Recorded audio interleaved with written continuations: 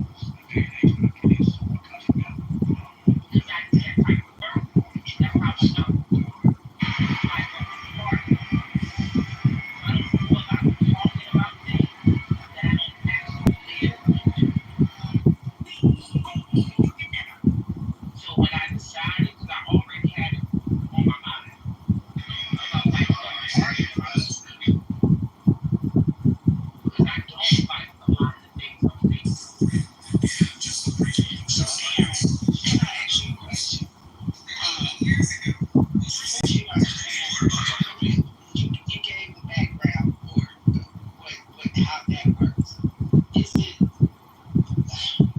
is it embezzlement having it? I mean, I wouldn't use that word. I'm not going to like co-sign everything that I asserted. There's a bunch of things I disagree with. But I don't think embezzlement is like a specific crime. Yeah, so the thing that's wrong is, so you have, like, imagine, like, there's a sporting event, right? Like, if you have the most points, and then you win the game, you're supposed to advance in the tournament. But then someone's like, actually, you had 13 people on your team, and it should have been 14. And we didn't say anything before the game, and now we're going to, like, disqualify you. Like, you're not going to give a chance to serve by winning the game. That's kind of what's happening here, right? So if you're, at least there's one piece of it, which I understand and I'm sympathetic to, okay? Which is, if I win the endorsements in California, I can tell exactly how it works. So there's delegates, the delegates vote. It's a little more complicated than what we will, but sometimes it's just sort of silly, like how ridiculous, like how deep the rules go. So if I'm running for Congress, let's say I'm in California's 12th district, and I get a 60% majority of all the delegates in my congressional district, then I win the endorsement. And every California Democrat in their official capacity then has to support me. If they make a speech in public, it has to be supporting me. If they spend money, it has to be supporting me. That's the rules of the game. What sometimes happens is that Democratic Party officials break their own rules and they don't support the candidate. And this is a huge problem because one of the most important things they're supposed to do is give you data. And that data is worth a lot of money. They're supposed to have their clubs go out and knock on doors and make phone calls for you, and, all that. And they're also not very, like, specifically forbidden from, or that the candidate faced, was that they won the endorsement, but they didn't actually get, like, what they were supposed to get for that endorsement. And this happens too much. So It's not a lot, but it's too much. let me tell y'all that the investment part I see was a person could come there and say, I have 5 other people in my party doing that, coming out to canvas me with me, right? And 5 people don't have to be people. She gave the 5 packets to the lady, and you come back with your packets, and you give the gift cards with each packet. That's exactly how it went. So what do you call that? She didn't have 5 people with her. She got five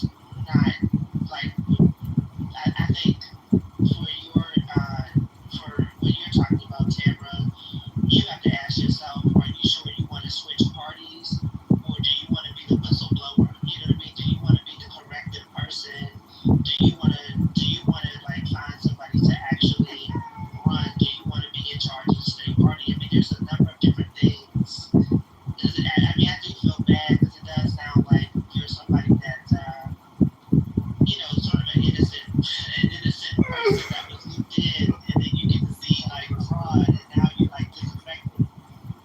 Well, I already got there. I already had, from what I explained to you, I already kind of had,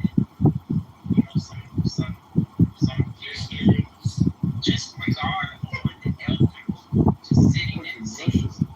You know what I'm saying? Like, cause I go to city council meetings and I go to school board meetings and all that stuff. So, I'm seeing how my age range of people are 50, late 30s to 40s, they're not even voting or even taking part in any of the stuff, right? So, um, it's like we're stuck with whatever, whoever's in place, we're pretty much stuck with. That's great. And a part of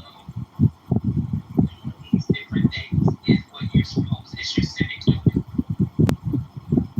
So I do these things because it's what I'm supposed to do as a community leader. But what I realized is I can't do that for everybody. That was one of the things I shared with you all. And they're getting in these seats and they're doing their personal agenda. And one of the things I'm gonna share, and people probably don't like because I say this and people don't like it when I say it, but Donald Trump made a statement and he said that, we built this country. He did it. But the people that are in the seats are not doing what's supposed to be done for the people. And I'm going to stand for a party who's including Donald Trump, including him too. But again, I'm 50, sweetie, and I've been following this a while with the Democrats and the people. I'm out here helping the children and all types of stuff. Yes, can you explain to me what kind of argument you're making right now? I'm not arguing. I'm not arguing. I'm not arguing. Whatever the issue is, tomorrow should be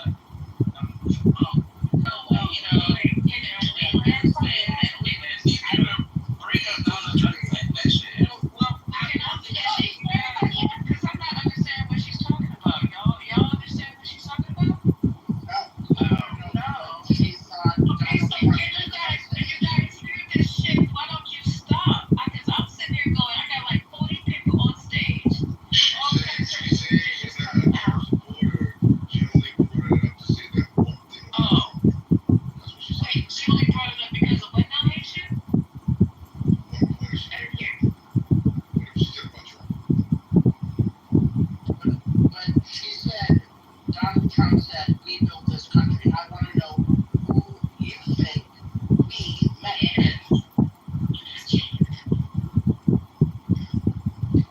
Because I can tell you where Donald Trump met, and he met fucking white people. Now maybe you never know. That's what I'm saying. This whole submission is built off of misinformation from the get-go. It's like, I don't even care to hear none of it, to be honest with you. No, I mean, the corruption is real, but I think most people want to know how do you go from, yes, there is corruption within the party, just like, by the way, there's corruption in the Republican Party. How do you go from that to throwing away all your values to go to the other party, assuming you are going to go to the other party and not some other third party, which is totally legit. Did you ask her, Tamara? You plan on going against your side? That's what I was going to say. No one asked me this. Everybody just assumed it. Yeah, I asked you. I said, that's what I did. So I'm sitting here every day listening to all these responses to me. And again, I'm a big person with communication. No one asked me. I'm asking you. I'm asking you. I'm No, asking but you. I'm not, and that's why I'm asking you, are you going to MAGA or a third party because of this specific instance, which, by the way, is corruption, and I agree with your story, and I believe that it happened, and it's fucking bullshit. So your next move, is it to MAGA or a third party that supports both your politics, but also something that is a little more ethical in terms of their practices? So, Earlier, I communicated with you all that I have a colleague that is running for the House of Delegates, and she's running independent. And she recently got a call from the Democrat Party, almost threatening her. So at this point, that's like, again, I can't do anything but be a person who goes by what I'm seeing and what I'm involved with. That's all I can do. So Chad, what do you mean that's part of the, Chad said that's part of the course. What do you mean, Chad? Oh, like, Hey, Chad, hey, Chad. Well, no, the threats while you're campaigning, that's why that happens. That's why they have security. You get threatened when you're running for office, or even a campaign manager or a chief of staff. You get threatened. That's what I mean. It's part of the course.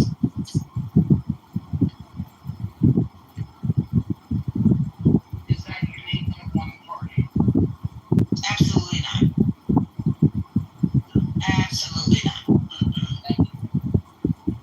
And Tamara, I had said that you look like, I mean, I'm assuming that you're not alone. So if people agree with you, it doesn't take that many people to suggest that somebody else run against the people that you want to replace. I mean, I just said you should. I said you could be the candidate, but that's okay. You don't have to be. But I also said put somebody else up to run against whoever you don't like. Michael Vick's on, and she could be defeated.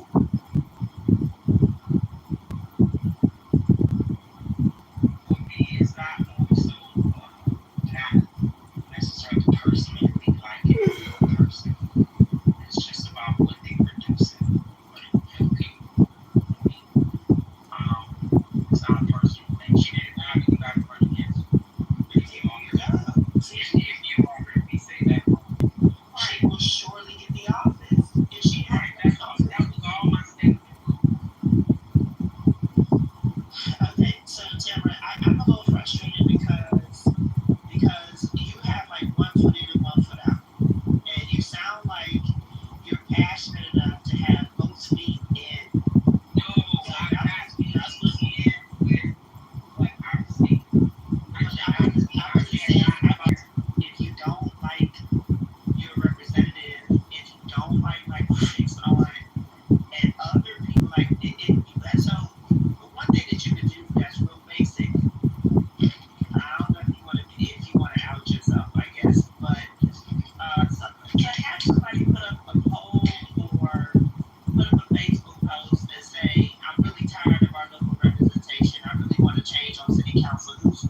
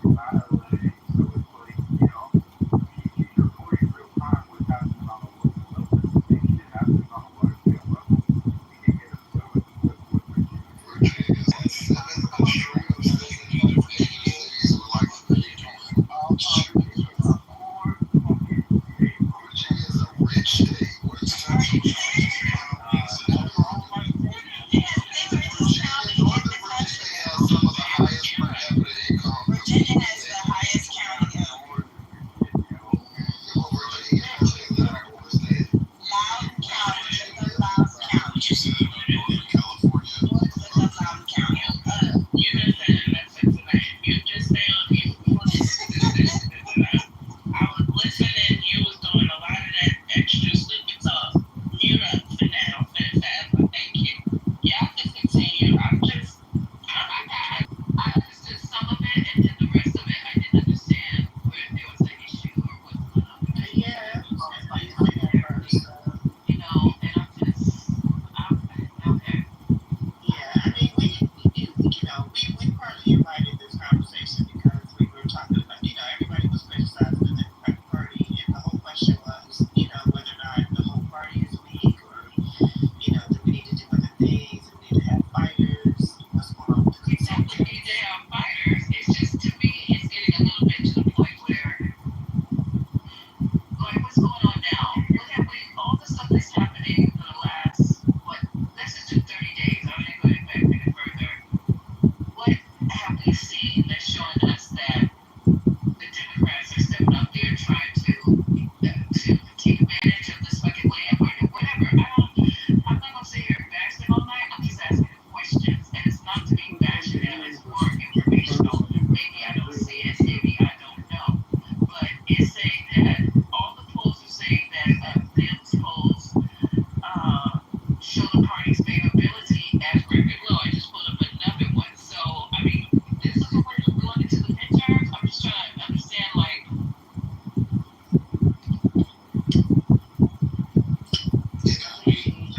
They need to figure out, and the Democratic Party is like a concept, it's not one thing, right?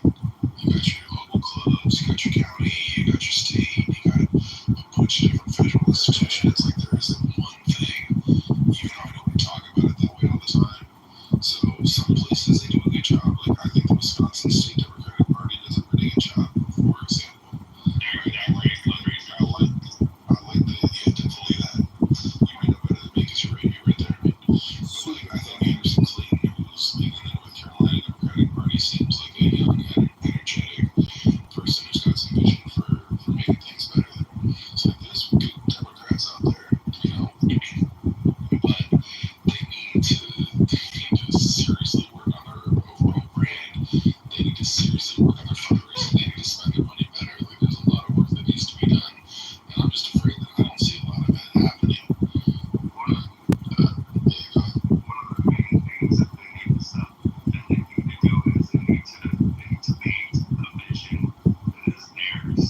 So much of what they do is, we're not here to vote for us because we're not here to vote for us because we're not here to vote for us to stop him. That's not giving the people space to believe it. You have to give people a vision. I think they're relying on common sense. And that goes along the lines of what you just said, too, Michael. It's just like, oh, people wouldn't vote for that. No, people are voting for that. That's the problem. And so we need to, like when I train people at work, it's about what's in it for me, right? And people need to understand this is always hurting you. Because the truth is, there are Democrats that are going to vote Democrat, and they came to vote Democrat. It's those Democrats that are on that outer edge of the circle, and those independents that they need to reach out to, because that's who they lost. You know what? I disagree. I think that Democrats are failing in a message, in one concise message.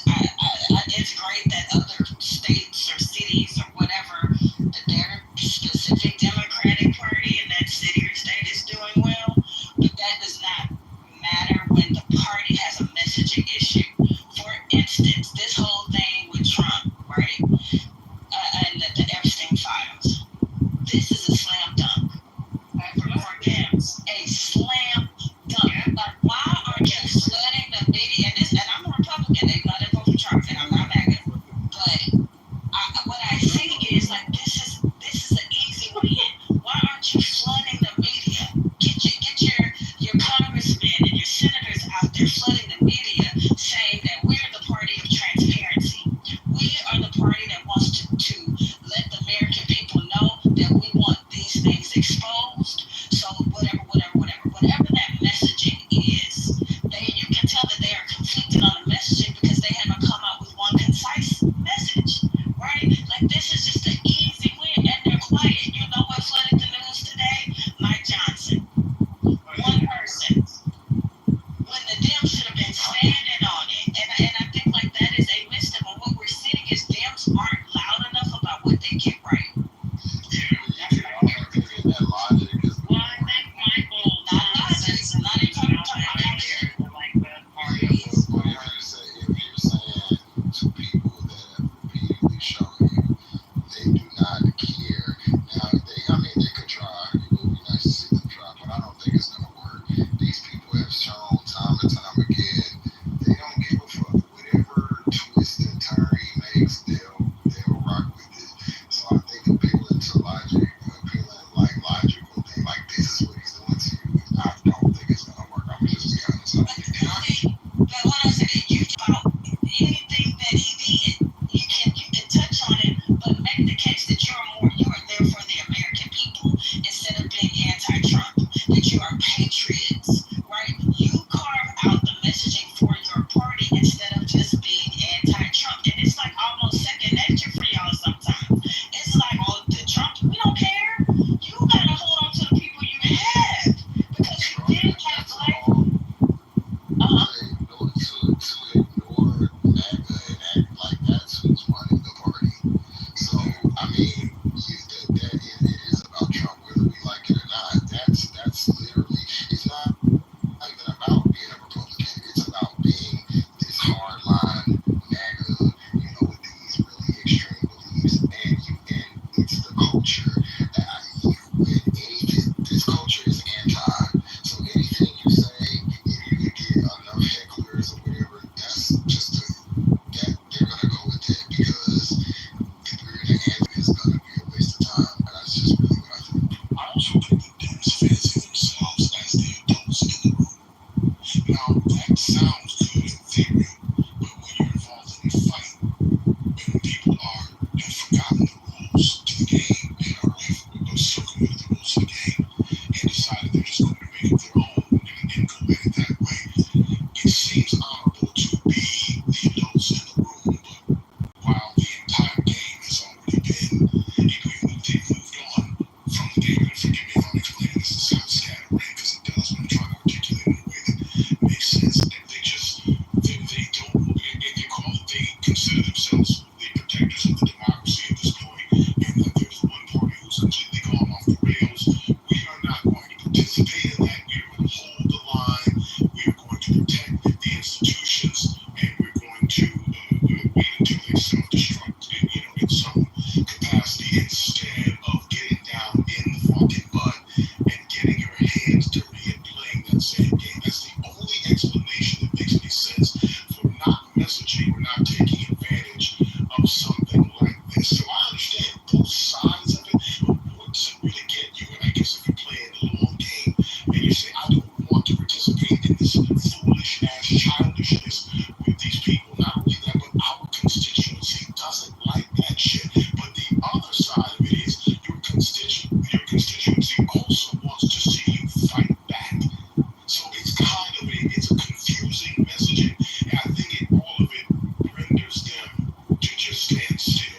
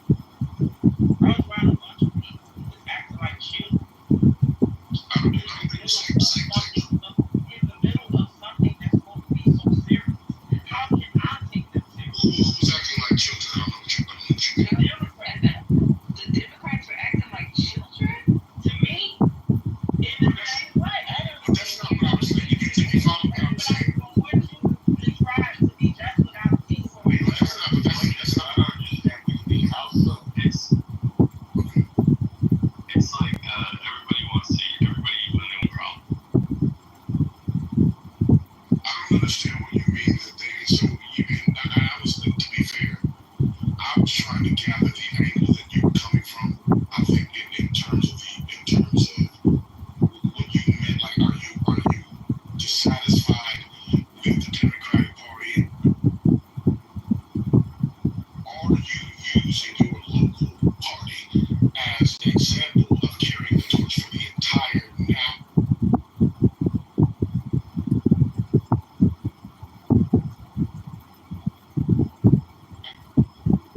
Is he in the matrix or am I true? So your local party competing with something completely in a way that is not reflective of the national party.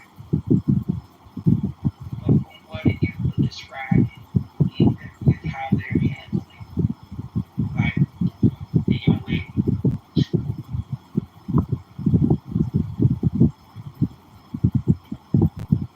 saying you don't have anything really for a person to talk to me. So I don't know what the Virginia party does. I don't know and what I don't even know if they've been in what city or any Newport News. Newport News, I don't know how the politics run in Newport News. I don't know what they do. Let me ask you something. I want to be clear exactly what But I wasn't saying that's what I'm getting to. I wasn't saying what you were saying. exactly what you were saying. So I'll be clear. What I'm saying is the National Party has always had a problem with messaging, but it's from two frames of mind. One being that I'm going to be the adults in the room. I'm not going to descend into madness like the party across the aisle, meaning the Republicans, has descended into madness because their message largely does not resonate, and the things that are important to them do not resonate with a lot of Americans, not even people who have traditionally been part of their party. Their message is their direction does not align with most of the American people. So they have resorted to things in order to control power and to stay in power, not to govern, but to stay in power. So that is not the same. I think the party across the aisle, meaning the Democrats, are have been frozen and been paralyzed, even though they have not really been good at messaging ever. So I mean, there's something to be said there as well. So this is not really much different than what they've always done, to be fair. But it's not been this bad. I think when it's as obvious as it is, they've allowed that to paralyze them and to do nothing instead of making a decision to either respond and participate in that to some degree, or to go in the complete opposite direction. And as RJ quickly put in the chat, is to actually have a message, a vision of the future, to keep saying that, to keep putting out their message has to be constantly coming at people the same way the nonsense has been coming at other people, which, to be fair, listening to what you have said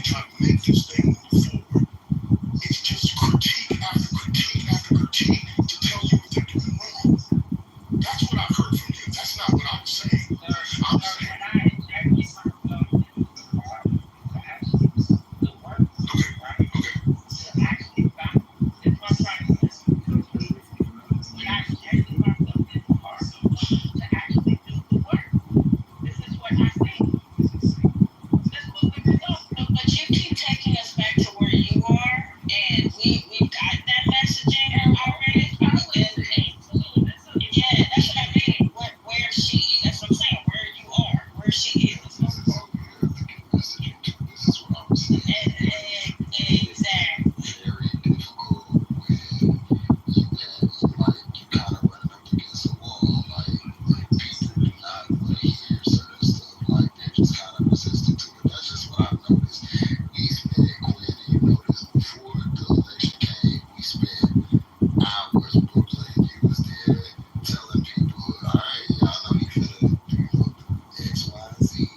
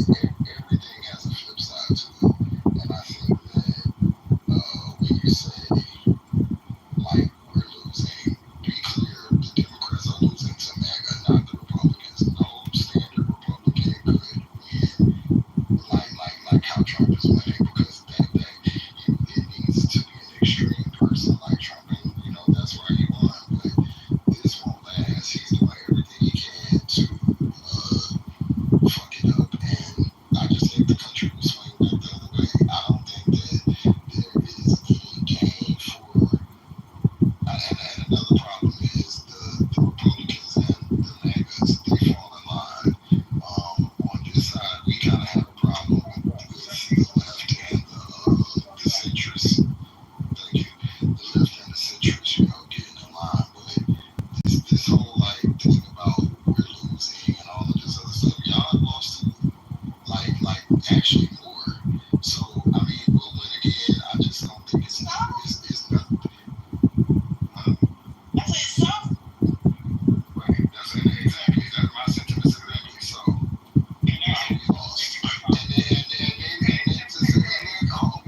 I'm gonna say this in our land, and for the people that are Democrats, don't get psyched out. Let's not put. This is a woman, a black woman who came in the game with 90 days on the clock, raised the most money that's ever been raised, and got extremely close. I don't think a lot of other people could have accomplished that feat. So But just you think didn't if you call it them. I voted for her, and I'm a Republican. I'm not talking to you. So Clearly. don't. Right. I'm not. So I don't even know why you keep responding while I'm talking. I'm trying to be respectful. Come on now. But like acting like she didn't do well or she just got mobbed is crazy because she didn't. She got very, very close and she had a little more time. She probably would have watched it. Can I say something real quick? He's around. Hello. I just think it's interesting that a lot of people have a lot of things to say about the Democratic Party, about how they're losing, about how they're not doing anything, about how they're unpopular, about all these things. They actually have comprehension of in special elections that happened this year. One, you're in a state in the world where we just had an election last year, and yes, we did lose. We would have lost by a lot more if we took it, and I don't take it, we took it to Republic, which I'm sure none of ran. Secondary, look at all the different special elections Democrats vote performs in almost every single one in Florida, where Josh Wheel is running for the Senate seat that Marco Rubio had. It's Ashley Moody, the lieutenant governor appointed by DeSantis, which I know probably that email as well. Secondly, very much on the far left, he's propped up. Yeah, they're not winning because a lot of the establishment debt or liberals that have decided to run. The other ones winning, like you look at the primary tonight in Arizona 7, which I'm sure no one probably followed this, right? The daughter of the man who died, say that, and no talk memory, she actually won primary, not in Montana, in Canada. But Democrats aren't doing anything. Democrats aren't winning. No one's running. Everyone's doing everything wrong. Both sides are the same. Democrats will never win again. Democrats have no strategy. Democrats didn't just go to New York. Yes, the D plus 30 state, but their far left candidate didn't just overperform and actually make history with his particular numbers. Democrats don't care. Democrats fail in New York. Democrats, all Republicans lose to the Republican that's in the House. We're going to run against her. Democrats are going to lose everything. California's going to be lost. Cheryl over in New Jersey, she's going to lose too. Dumbasses and spring things, so they don't know anything about politics. They don't follow politics. They don't lose anything. They are retarded people who only have to run their mouth. They don't actually study or know any data. They can't cite any sources. They don't know anything about the party. They just know about the box. That's exactly how the party always, how people always are on that. Come on, spread bullshit misinformation. Have dumb anecdotal experience. Don't actually announce anything. Say Kansas thing instead of Kansas thing. Let me sit in this room and listen to them because people are fucking stupid and bored on that. I want to got bored and go back to the audience because it's embarrassing to listen to some people talk about things you don't know about anything you're fucking talking about. You're actually retarded. Stop talking about politics. Read a book. Actually get on. You don't have to watch CNN. You can watch any other news program. Talk about the local elections. Talk about all the swing states, swing districts, the vulnerable ones. What is the $9 billion recession package that was voted on that counts and causes voted that they won't even allow to proceed? You don't know. You don't know about any things that the Dems are doing behind the scenes to stop certain things. You don't know about Josh Walker, who's like, no, I'm a Republican. I'm going to try to put an amendment for a bill for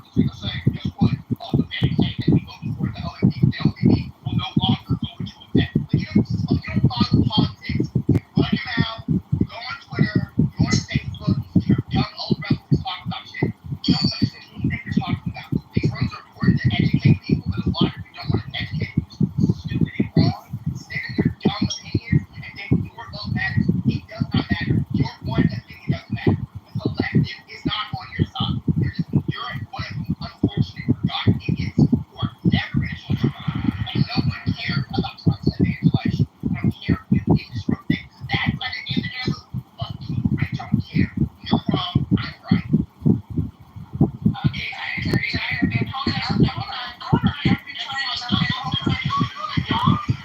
don't yeah, sorry, Lisa.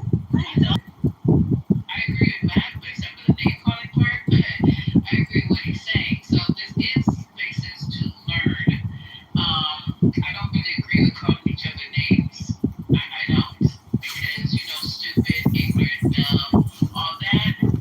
I don't think we should be doing that because the people are here. Maybe they are here for that reason to learn. And some of the people on the stage, well, we don't know. I can't read your resume before you start talking. I don't see your transcripts. I don't see any of that. So I don't know. I don't know what you're doing. I don't know you. Your circles with mics on there. So I have to wait for you to start talking. So I have to understand who you are, how much you know, and whatever. So let's try to figure out. Um, let's just keep on opening up the subject because there is a problem. There's a messaging problem, and if anyone disagrees, I like to hear it. But someone said it very well, or like Trump strongly, that this is a layup. All the stuff that's happening now, I've been the ones, I don't want to say me, I'll just say it's been said over and over and over that the Dems should be hitting hard. They should be everywhere. It should be them. We should see them everywhere talking about all this shit. They got so much. Damn. To talk about and to get themselves set so where the people who we call it stupid, dumb, whatever, can hear these, and that's. I'm not gonna do that again because you automatically turn off your audience just because you're calling them stupid and dumb. Yesterday, I lost my fucking mind when somebody called me stupid. They didn't know me from Adam. Are you just gonna call me stupid when I open my mouth and I'm getting ready to say, you don't know me, I don't know you. So I'm not going to do that tonight, maybe another day, but I love what you said, Matt, because everything you said was 100% correct. We do need to do a little bit more time studying. The young lady was talking about her stuff locally because that's what she knows. I don't know anything about Virginia. I'm barely keeping up with California and New York, but I'm leaving myself open to learn. So anybody else want to jump in right now? I'm sorry I cut somebody off. You can jump in. Sir, I want to jump in. Just three quick things. Somebody asked what was their name three things that the Democrats stand for. I can tell you that.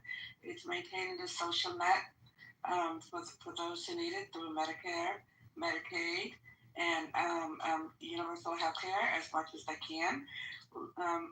Shoring up unions through labor so people can have a livable wage. And then, of course, education, right? And as well as, championing the little person.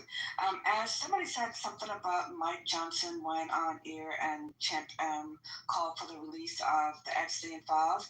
You guys know not to fall for the okie doke, right? He went on Fox News and he said that, and guess what he did in the House? He voted along with 210 other Republicans to not disclose anything. So he shows one hand, and then when it comes down to work, he hides the other. So that doesn't mean anything. Lil Hannah and Massey, they put together an act, I think, to be voted on, I believe tomorrow, is called the Epstein Transparency Act, where they're asking for an up and down vote to have everything lasting. Somebody said it earlier. The Republicans have backed Fox News. Go look at the ratings as to how many million viewership they get. Do you guys know that CNN, YouTubers are getting more views than CNN? Mm-hmm. You guys know that, right? Let me hit that. Yes, we do know that. Yeah. So our thing isn't in legacy media. It's in building our own. I mean, they had Voice of America, and that wasn't successful. Maybe now, in modern times, they can do another thing like that. But it's an independent media, and having the Democrats, Congress people, and senators not think they're too good to go to these YouTubers because, quite frankly, Midas Touch, Brian Tyler Cohen, Kyle Kalinske, Breaking Point, they're getting more viewers than CNN. and they're given, and I know some of them are getting more than MSNBC, but Fox is a mega horn, and they get that message, and then it's filtered through all the large Republican MAGA influences, Benny Johnson, the lib of TikTok, what's that other guy, Jill Priscilla. They have millions, and then of course Elon Musk, the algorithm, it's stacked. It's stacked against very well coordinated, and the Dems have not come up with anything that rivals that. And until they do, even when they do have a message, it's not amplified because they don't have the infrastructure. How do you? Yeah, you have to get ahead of the curve. So, I mean, I think so. I think that first of all, we can critique something, we can love something, and still critique it. Right? We have to establish that because I may or someone else may say something that is about the Democratic Party, and we have a critique, doesn't mean that I'm going against the party. It's and nobody implied that. I just wanted to put that out there just in case. But I think that the bigger problem that the Dems do in some cases is their plans are better. The way that they want, the direction they want the country to go in is way better. So it's frustrating sometimes when that message doesn't reach even the people that that actually support them. Now, the American people, by and large, are not politically informed or otherwise educated people. So we have to approach that with that in mind. And we can be real about that and not be insulting. That is the reality of where we are. So we tend to wait sometimes until the Republicans fuck things up so poorly that they don't have another choice but to swing back to the left. And then once you've gotten the reins, and then you're showing people the direction the country's going in, and it's a good thing, you don't take advantage of that and continue messaging even when you are doing things that are good. See, we are doing things that are good. We're trying to advance the American people in the right direction. This is what we are doing for you. This is what we plan on doing. But what we allow them to do is to message better than they do, even when you're doing better than they are. So it appears to the people that I just described that you're not doing the job the right way, even though each time they grab the reins, they are not interested in governing in any way. So and then they fuck the whole thing up, and then we start the cycle back over again, having these wild swings from the right to the left. That is in the most recent 25 to 30 years in the most recent 25 to 30 years. Still have to message, and Democrats sometimes have, we give people more credit than probably we should, in that they understand what's being done for them is the right thing. And of course, they're going to continue voting this way because this is what's being done for you. This is what we've been able to achieve, but you have to keep gloating. You have to keep doing that because that's the era that we're in. You have to keep doing that. The messaging is important, and that's why it is important, Levon, even if you're lying like a Mike Johnson is, or he goes back and does something completely different after he comes to the podium and says that it is important to say that because there are people who get stuck at that podium. They don't pay attention to what he's done after he's left. And they continue their effort to support based on that. So I've been on here a couple times and said, listen, I don't like to call people stupid. I don't like to say that. But I mean, the bottom line is that it is applicable to some people. We have to treat them accordingly if you want their vote. We don't have time to educate people. At least not in this. Now that needs to be a long-term effort. Because you can keep people doing the right thing if you can do that. But the reality is that's not where we are as a country. We have to continue messaging to people to tell them what you're doing, and they will listen. And it's not just what you say. It's also the fact that you say anything at all. I used to be a DNC member. My term ended last year. And at the Black Caucus meetings, we would have different people talking to us about different things. And one of the things they talked about was how Republicans are making inroads with black males, especially young black males. And the point of his whole thing was that, after the elections, Democrats don't say anything. And so the Republicans were saying things. And even though the stuff they were saying was wrong and not true, the fact that there was nothing being said from the other side, that allowed them to actually make inroads among young black people, especially young black women. It's tough though, man, because you don't want to insult people, but damn it, at this point, there's too much at stake. Just the point, they dumb, lean in, you have to message to them accordingly. I'm sorry, that's just what we got. It's shitty but people have their own responsibility to catch up. Now, to be fair, go ahead. I'm sorry. No, go ahead. No, I'm just talking. Go ahead. Okay, I was going to say one great rare example where the Democrats really did well and media worked along with them was that Kilmore Abrego Garcia. The work that Chris Van Hollen did and a couple of the other congressmen by shining a consistent, persistent light. Not the fact that they're championing that he could have done any crimes, but that he didn't have due process.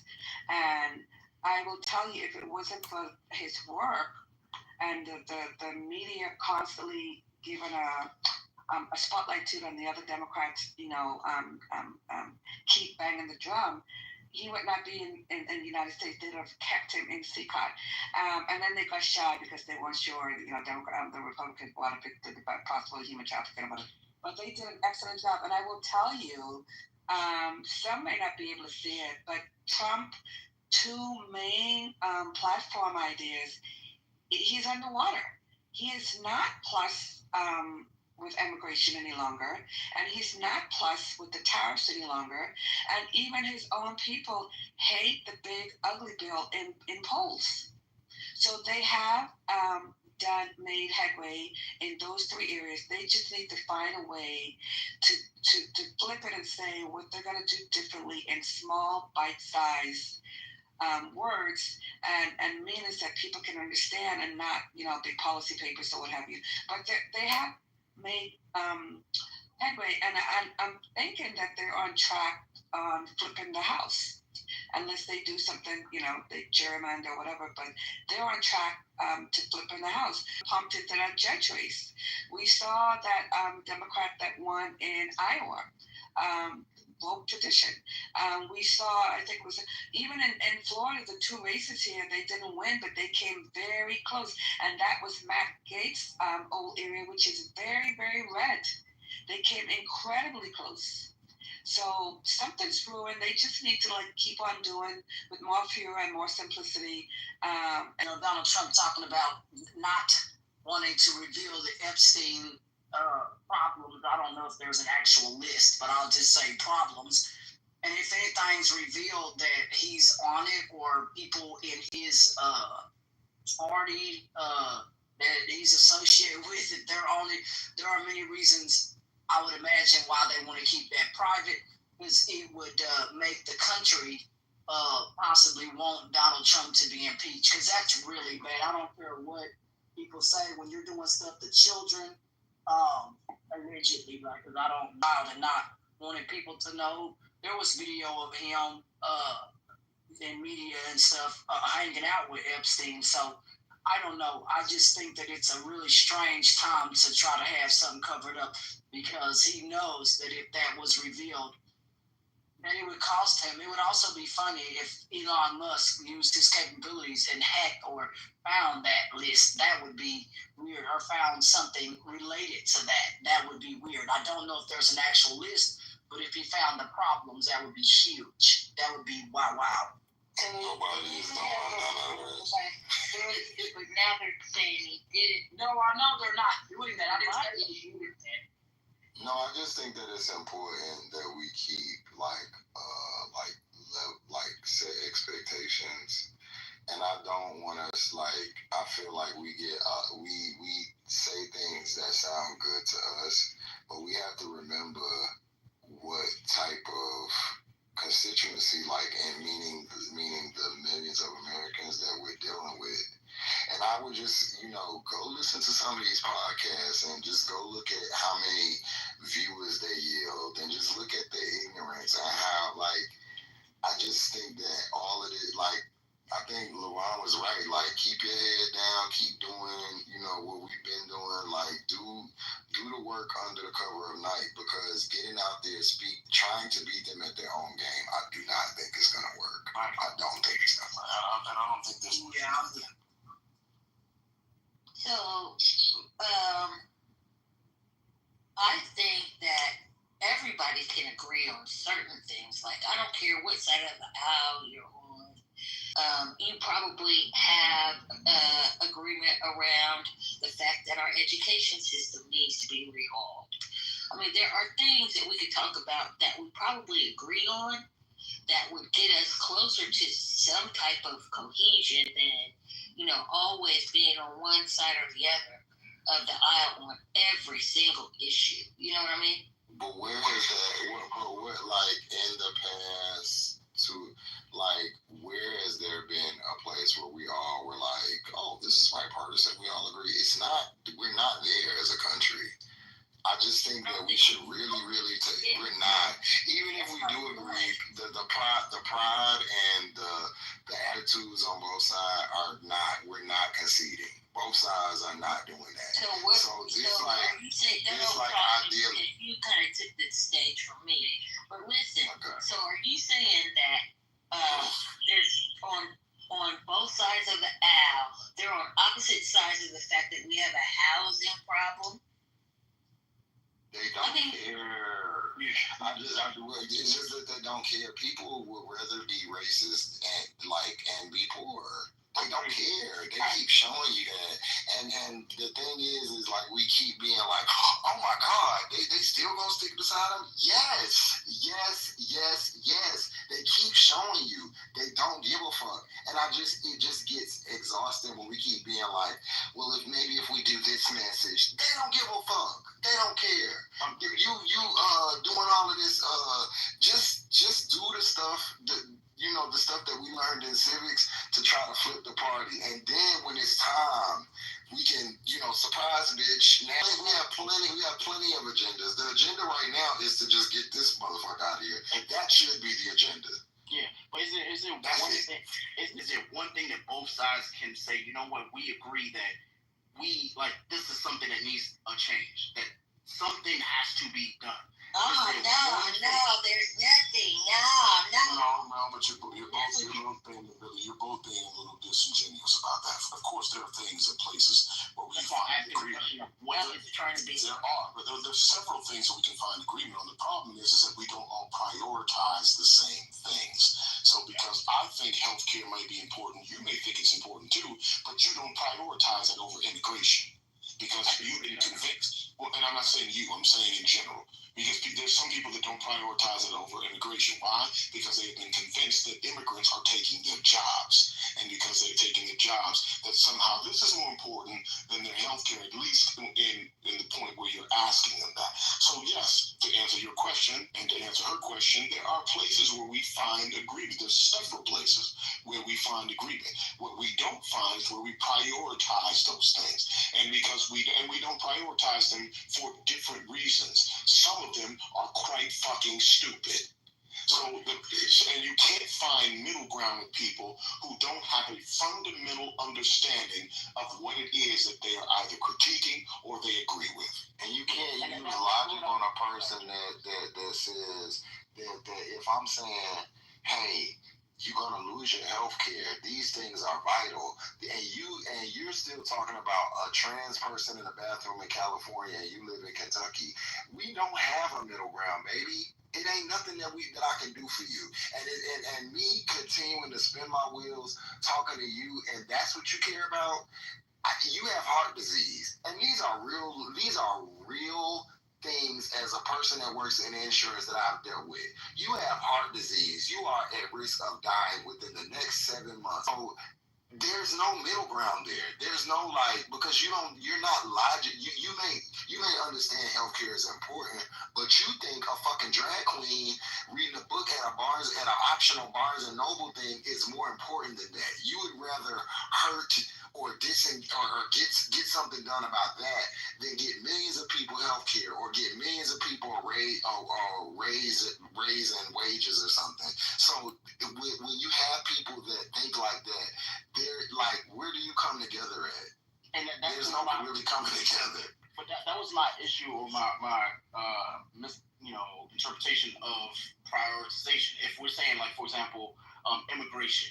If both sides have like a commonality to immigration, and I get like, okay, for group A, that is priority number two, but group B, it's prioritization number seven. But if you know for a fact, it's like y'all have to meet somewhere.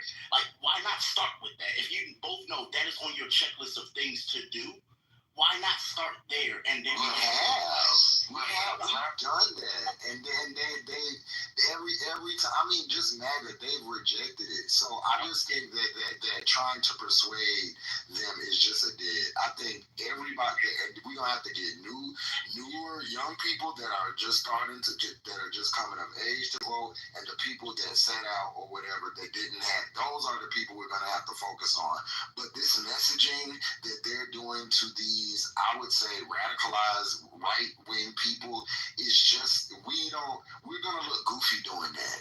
You know what I mean? Like Kamala can't come out and say something. She's a lawyer. She's a woman who has accomplished things. Like, she's a smart person. She can't stoop that low, and it's not gonna be convincing, and it is gonna turn smart motherfuckers that fuck with her off. So she can't come out and say, yeah, no tax on tips, and I'm gonna promise you all, because she knows that, like, you got logic just has to prevail. It just has to. You cannot run a country. We're saying that without logic. Yeah, it's not gonna. You're trying to find common ground with people who are looking through a different lens. So I understand fundamentally what you're trying to say, but there is either a bill they have been convinced of is that you are taking things that inherently belong to them. So everything is from that lens. Even if they don't really, and I'm not gonna give them that much credit. They understand what they're doing. I'm gonna stop saying that, because some of them don't. But most of them do.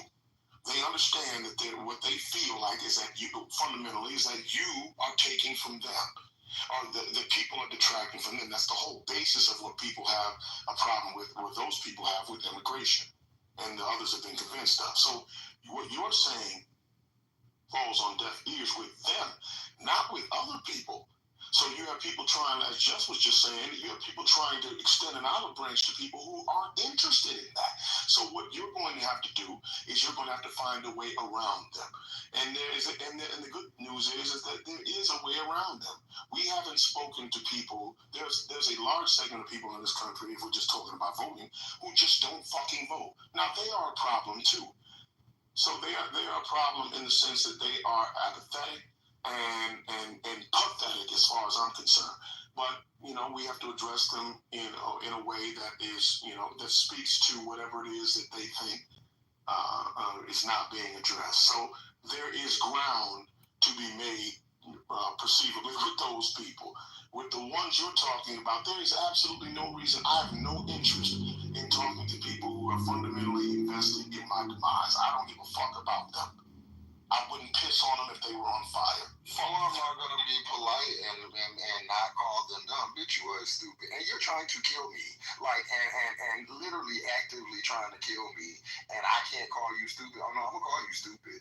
I'm definitely gonna say that, and I'm going to repeat it because you need to know. And my thing is change the culture. The culture right now is to be dumb. Dumb is okay. To be uninformed is cool. Like, as long as you're louder. But if we can gradually change the culture to where being dumb is not cool, where it is better to be smart and informed, at least know what's going on, because that's bound to happen. With the fucked up shit that's going on, you're gonna have to know what's going on.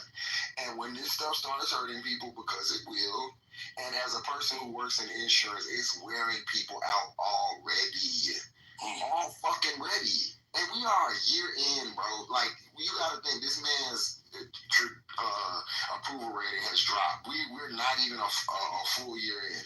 It's dropped this much. And he just made this big, beautiful bill is what, to me, is gonna kill him.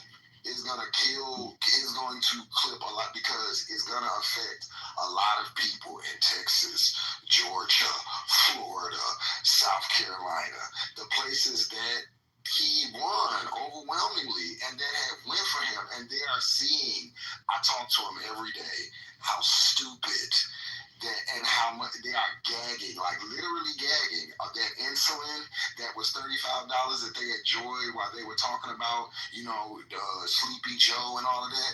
It's a done deal, my nigga. And so you and your 14K a year are going to have to find out how to get some insulin because of your president and all the insurance companies. It's in the language. You have to let this the administration. So I just say, give it another year, and then let's revisit. Justin, aren't they about to lose hospitals too? Yeah, two of them. We handling two right now that just said, hey, we already know we're not even gonna be able to make it. So, and these people are scrambling, and I mean, come on, bro. You're in a county in Texas. What I do is once I talk to them or deal with them, I get right off the phone and I go and look at the county and I go look at what color it is. Wow. I sure do, because I want to see what that lesson gonna be, and it be blood red counties. So why is my insurance gone, baby? Call up there to the White House, homegirl. They don't really understand the ramifications of the things that are happening to, because literally they thought they was playing. It happens, right? They really thought they was playing, and they thought like, oh, like, and when you explain it to them, and these are people with surgery scheduled and stuff like that. I deal with very and they be devastated, like truly devastated, and that's what being uninformed and being hateful gets your ass. And like you said, you think it's going beyond them thinking you're taking from them. I just don't want you to have it. I don't want you to be able to live. Or have a prosperous life, or be healthcare is going to be what tax. And they also think you're doing it on their dime, right? Like they think that somehow their quote unquote taxes are paying for things that they don't agree with. When in actuality, it's actually them who are consuming the tax money of other people because you're poor. You are being paid. You are the ones that are consuming the tax dollars. It's not. They don't even know what Medicaid is. They don't know what the qualifications are. You really have people. Literally, there was a. Like when you what about this? I'm gonna call it Obamacare, and guess what? This is the only thing your bitch ass qualify for. So luckily, Obama had some care. Because you'd be dead. Like, this is mind-blowing to me. Like, literally, the whole thing where we had a meeting, they said, hey, could you not refer to it as Obamacare? People, what?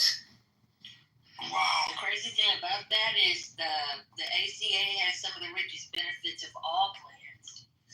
They have like 12 essential health benefits that are required for all plans, individual and small group. Yeah, PPACA is just a marketplace. It's not a plan. It's just a marketplace where you can go and choose from the different insurances that have requirements where you can actually afford the care. Hence the name of the actual legislation that brought it to pass. And just like there's a plan you get on. Yeah, and that's crazy. So there's a living example of this right in the chat. So just to answer Snap and I forget the brother's name that was just up here. There are people who are completely resistant to good information, like this cat Hulky. Not only is his name stupid, but so is he. Like his identity is tied to this stupidity. He can't get out of the endless circle to have any critical thought of his own. It is literally about Bloods and Crips for him. That's it. He is a perfect example of exactly what we're talking about. And he's not the only one. Some of them are going quiet because they know better, at least know that much better. But he is an example of the persistent stupid that happens as a part of what we're talking about. He can't get right. He doesn't, no matter what, he is bought into the exchange between the Reds and the Blues. Because he doesn't understand it. We tolerate those people instead of telling them to shut the fuck. Okay, so hold on, you guys. I have this. I have to share. I've been trying to share it. We went. Okay, just let me do this. And who the guy that's in the room recording and putting it on your YouTube channel, and also putting profiles on your YouTube channel that you do every single night. We're trying to report you to Clubhouse. So this is I don't. The profile part, I'm not really feeling, and you know who you are. So just because you're here under anonymous, that's not gonna help you. Hey Lisa, is it the John Kitover dude? Yeah. Oh yeah, he's always doing that. Nobody pays attention to him. He's a fucking quack. And I'm saying it on your YouTube. You're a fucking quack. Nobody listens to you dance around in your fucking underwear on your stupid fucking YouTube, looking like a fucking idiot. Now, play that for your people. All right, here. Hold on, you guys. Let me just play this real quick, and then we'll come back to this conversation. You have to play some copyrighted music if you and then they'll. That's smart. That's a good strategy. And then even if they post it, it'll get removed. Yeah, but still, fuck you. Yeah, play some Eagles or something. They don't. Absolutely. I mean, you could do some black music, but. Let me just get this clip out real quick, and then we can go back. I see you, Brian. Brian, did you want to say something quickly? No, I can wait. I'm gonna jump in. Okay. Real quick. Today of growing Democratic Party woes. A new NBC News poll shows that only 27% of registered voters Mrs. Einbeck. view of the party. Its lowest rating in the poll in 35 years. The message? They want their party to fight back harder. On that point, NBC News has learned that House Democratic leader Hakeem Jeffries met this weekend with Senate Minority Leader Chuck Schumer, who's been facing backlash and questions about his leadership role after not blocking a Republican spending bill. Do you think that Leader Schumer is the best person to lead your caucus in this moment? Senator Schumer certainly can lead this caucus. Is he the best person? He can lead this caucus, but we need to have a conversation inside the caucus about whether we are willing to stand up to Republicans. The only way that we are going to be effective as a caucus is if we change our tactics. Let's bring in Jake Sherman, co-founder of Punchbowl News and an MSNBC political contributor, and Basil Schmeichel, former executive director of the New York State Democratic Party and an MSNBC political analyst. So, Basil, Democratic voters agree with Senator Murphy. Their party needs to change tactics. This is no surprise to you. We've talked about this, but this poll shows 65% of Democrats want party leaders to stick to their positions rather than compromise with President Trump. I mean, look, Chuck Schumer didn't create this problem, but who's going to be the one to deliver what the party is saying? This is what we want. Yeah. I'll commercialize. Hold on.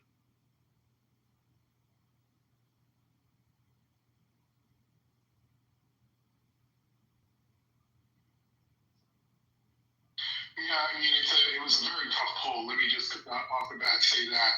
I think what voters are responding to is that they don't see the fight in Democrats. You and I talked about this for quite some time, but this has been an ongoing challenge for the Democratic Party, that they feel that there's too much harm. Just think about that 10 Democrats supported a censure of Representative Green, who was removed from the chamber, and then have Representative Boebert say that he was waving a pinky. So that in and of itself, that should tell you right then and there that there is no compromise, there is no rationalizing events with Republicans. That's how Democrats feel, and I think there are people who have been speaking to this. There's Representative Crockett from Texas. In the Senate, Chris Murphy's been great. Governors like Hochul and Pritzker and Illinois have been fantastic.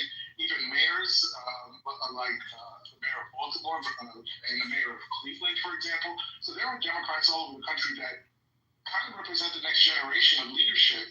And I think what the party needs to do is really allow those voices to shine through even more than they have.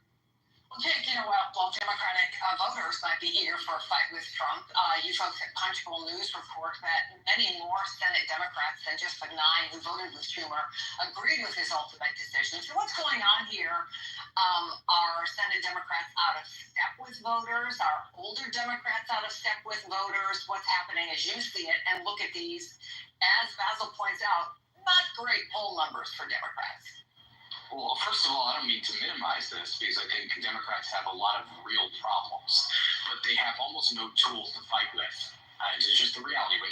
When you're in the minority in both chambers, you don't really have a lot of cards to play. I think Schumer's biggest mistake here was giving the indication that he was prepared to have a fight that he would have certainly lost, and then not having that fight. Because the only stand that Republicans are in control of the House and Senate. We need 60 votes to do anything in the Senate. Once that bill got through the House, the onus was on Schumer to decide yes or no, and I understand that's a frustrating thing for some people, but he thought... I don't mean to interrupt you, but I feel like we have talked this in circles since, a couple days before it actually came to it. Voters are saying, show us something. The explanation of the tough decision that Chuck Schumer had to make, even though this poll is not reflective of that because it wasn't, done after that, but there's something else that Democrats seem to be missing here, don't you think? Yeah, I do. I think the party is leaderless. It doesn't have a central figure for the first time in a long time. The former president, Joe Biden's not a figure. Barack Obama, has been out of the White House for quite some time now. And I think that's a big problem. And I think also when you're in that position and you have no legislative tools at your disposal and no ability to actually fight back, but Base's desire is to fight back, that's a really difficult position. Let me put it this way. There are basically no wins in the Democrats' future right now. They don't have any big special elections they can win. They have no big legislative fights where they've shown the willingness or the ability to fight. So I think that's all of those things put together make a pretty grim picture.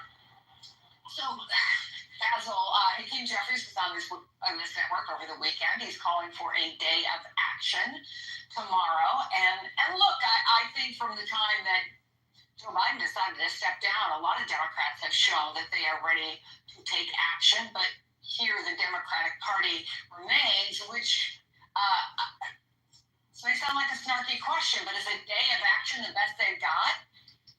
Okay, that's what I'm gonna stop right there. There's only a few minutes left, so what do you guys think? I think the backing down by Schumer around shutting down the government was just, I said it then, I'll say it again now, it was a terrible, terrible thing. And it just showed that he's weak. It was a weak move.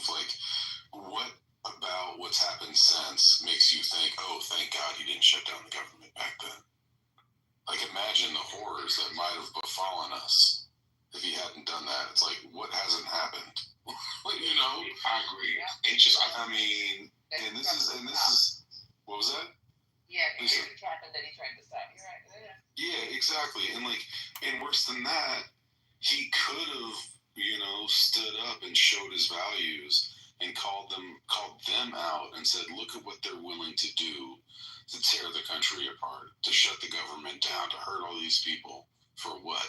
For this nonsense? And he could have, basically, made a point, made it loud and proud, and made it something that people could follow, and instead he folded like a cheap ass tent. This is more of what I was talking about earlier, is that they always consider themselves the adults in the room. They're always going to do what we've always done. When you recognize the fight that you're in, you can't fight an old school fight with people who are fighting it in a different, when they're not fighting by the rules.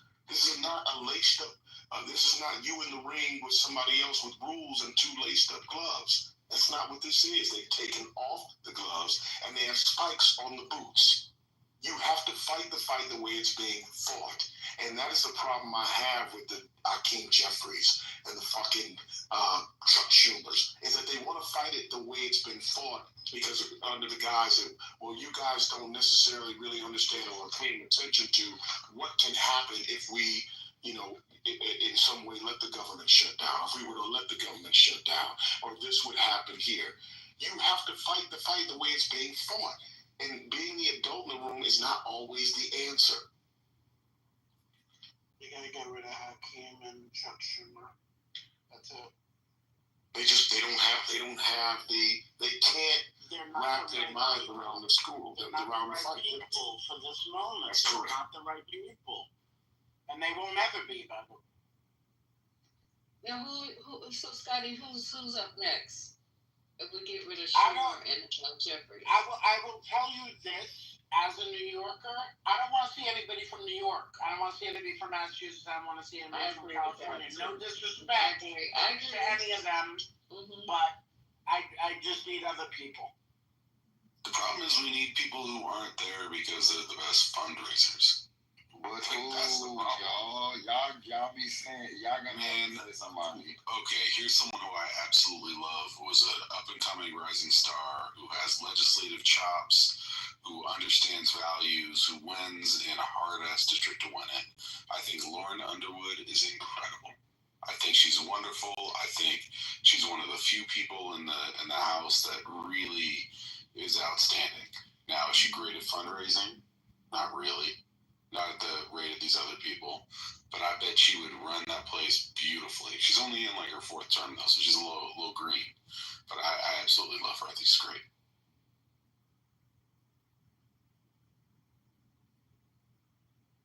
And on the other side, like in the Senate, I think Chris Murphy has shown that he's someone who's got some balls, pharmaceuticals. He's Schumer than Jeffries, you know that.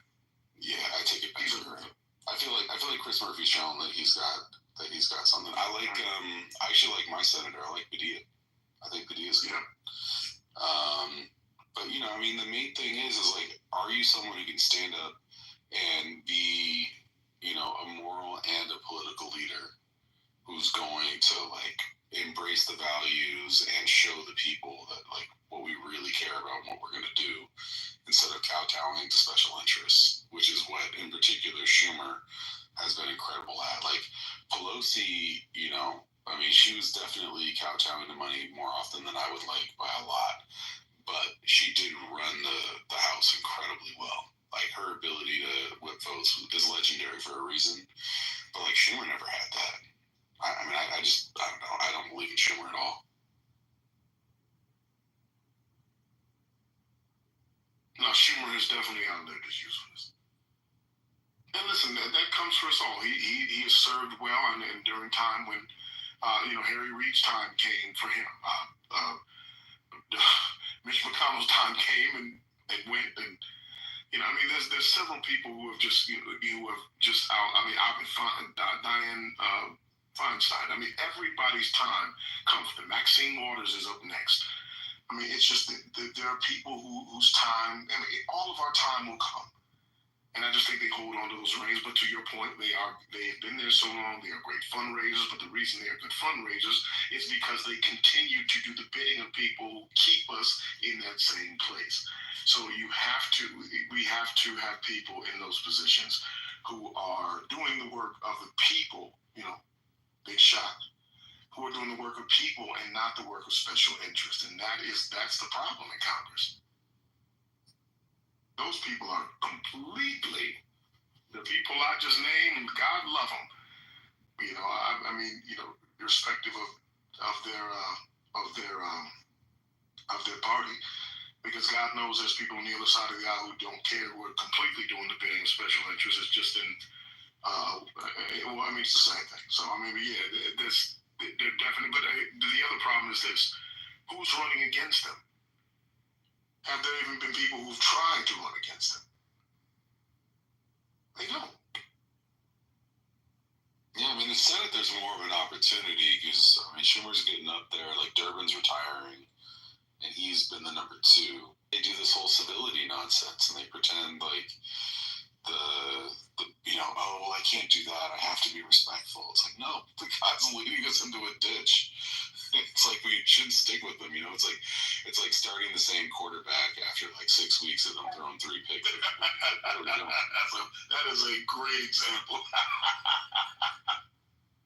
I just feel like you're gonna have to get the older people on board, and that to me, that's like they're always gonna vote for the blue, most centrist, dependable, reliable. Because I was even when I was looking at my Mom Dami or whatever his name is, like his voter turnout, the older people, like They didn't really go I'm there. feeling that, right? They really was not, they wasn't going. They didn't care nothing about a grocery store or a bus. Low rent, none of that shit. So I feel like they look like a lot of older people. They look at that as like a lot of older Democrats. They look at that as like too radical, and so it's gonna have to be somewhere where we can meet in the middle with them because they're willing to split the vote. Like I don't think that the Republicans with MAGA and like the I guess regular Republicans, they're gonna fall in line. No matter how crazy, the Dems is not doing it. And I just think that's we're gonna have to get somebody that young and old people like. I think also that there needs to be, and I think that Brother Gary, I'm mislate. I'm drawing blanks. Out of Baton Rouge, Gary, God bless him, I'm drawing blanks. Gary Chambers. Gary Chambers, there we go. Thank you. Yeah, man. Gary Chambers has some great ideas as it pertains to the things that, because he's always thinking in the positive and not the negative. So I think that there is no substantive plan to reach out to our people. I mean, you can see the evidence of when we actually do that. I mean, the evidence of the 2020 election, when there was a concentrated effort here to get people out to vote here in Georgia. That you see what happened. You were able to turn Georgia blue. The only I can see that I think has, and this is just vibes. I'm not talking about like policy or anything. This is like for presidential. The only person to me that I can see that has universal appeal, that I can see old people, young people fucking with, is the mayor of the governor of Westmore. Mm-hmm. He's the only person. He bridges that gap. That I can see my mom fucking with, my grandma fucking with. I like them. I can see young people liking them. I don't know of any, hopeful presidential candidate. Man, now maybe y'all. Gavin Newsom. I think Gavin Newsom, maybe even Andy Rashid. I'm gonna have to look into more to Andy Rashid, but Gavin Newsom, I don't think nobody from LA or New York is gonna fly. Oh, LA, he's got LA. No, I'm saying I don't think that the rest of the world is gonna be fucking with no. Oh, I think one thing once on the stage, anybody at this point who can actually formulate fucking sentences will be an attractive candidate. But I think to your point, I think Westmore is probably the most balanced, and Westmore because we know the least about his politics at this point. I mean, Gavin Newsom has a track record. Bashir has a track record. Josh has a track record. So I mean, all of these people have records you can run under. Westmore has the benefit, has the Obama benefit, as I like to call it, where you really don't necessarily know his politics. And I think it's right for. I think it's right for a run. He's right for a run. I just want to say one thing about the Senate Majority Leader. I just looked it up, and actually, when Sturman retires, the next person after that is Klobuchar. And I think she might actually be a decent Senate Majority Leader if she were to take it over. She's not my favorite. Like, her politics aren't mine, but I bet she'd be pretty good in that job.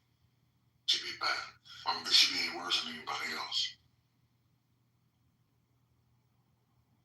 I think she's mean enough. You think so? Oh, she's mean, man. And she's not Minnesota nice? No. She's famously mean. Yeah. She's Nancy Pelosi was famous for saying that she eats nails for breakfast. Amy Klobuchar has a bit of that in her.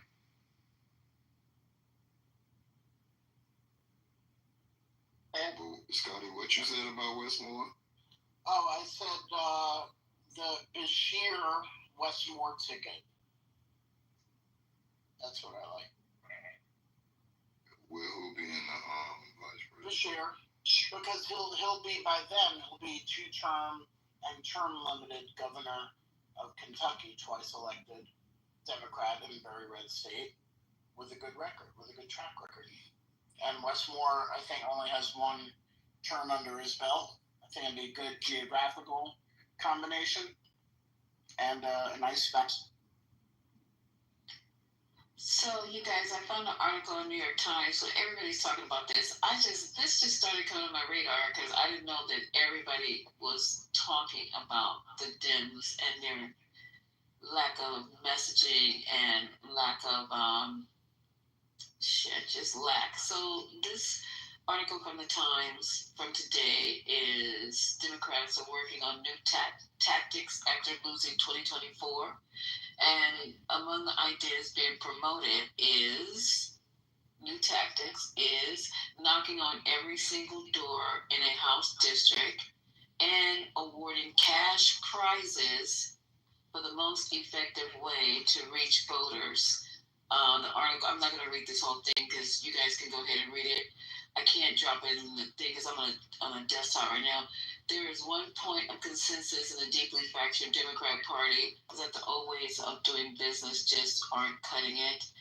So many of the party's most analytically minded strategies have begun focusing their energies on dissecting the tactical and technical decisions that led to last year's devastating defeats and dreaming up proposals to overhaul the machinery of progressive politics. Now, what they were talking about with the cash prizes, they were going to ask for, I don't know why, they were going to go do a mass text message campaign and was asking for different ways to, what would be different ways to improve the Democratic messaging, and who they would look at them and analyze them. I'm just paraphrasing it, and give out $100,000 to people whose ideas sound the best.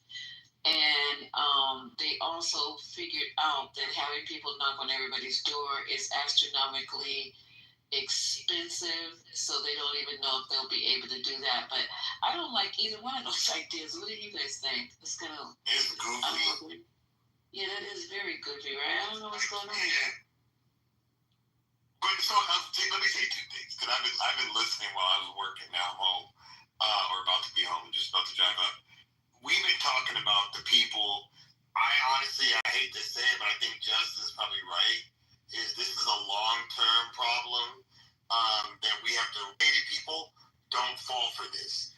What if we just said, look, everything else is a little bit less important. Let's make everything about education, or everything about children, or just as Democrats decided, we're going to focus on these three things because in the long run, this will help us get it together and try to build something, because the truth is we are catching a beat down, no matter how you look at it.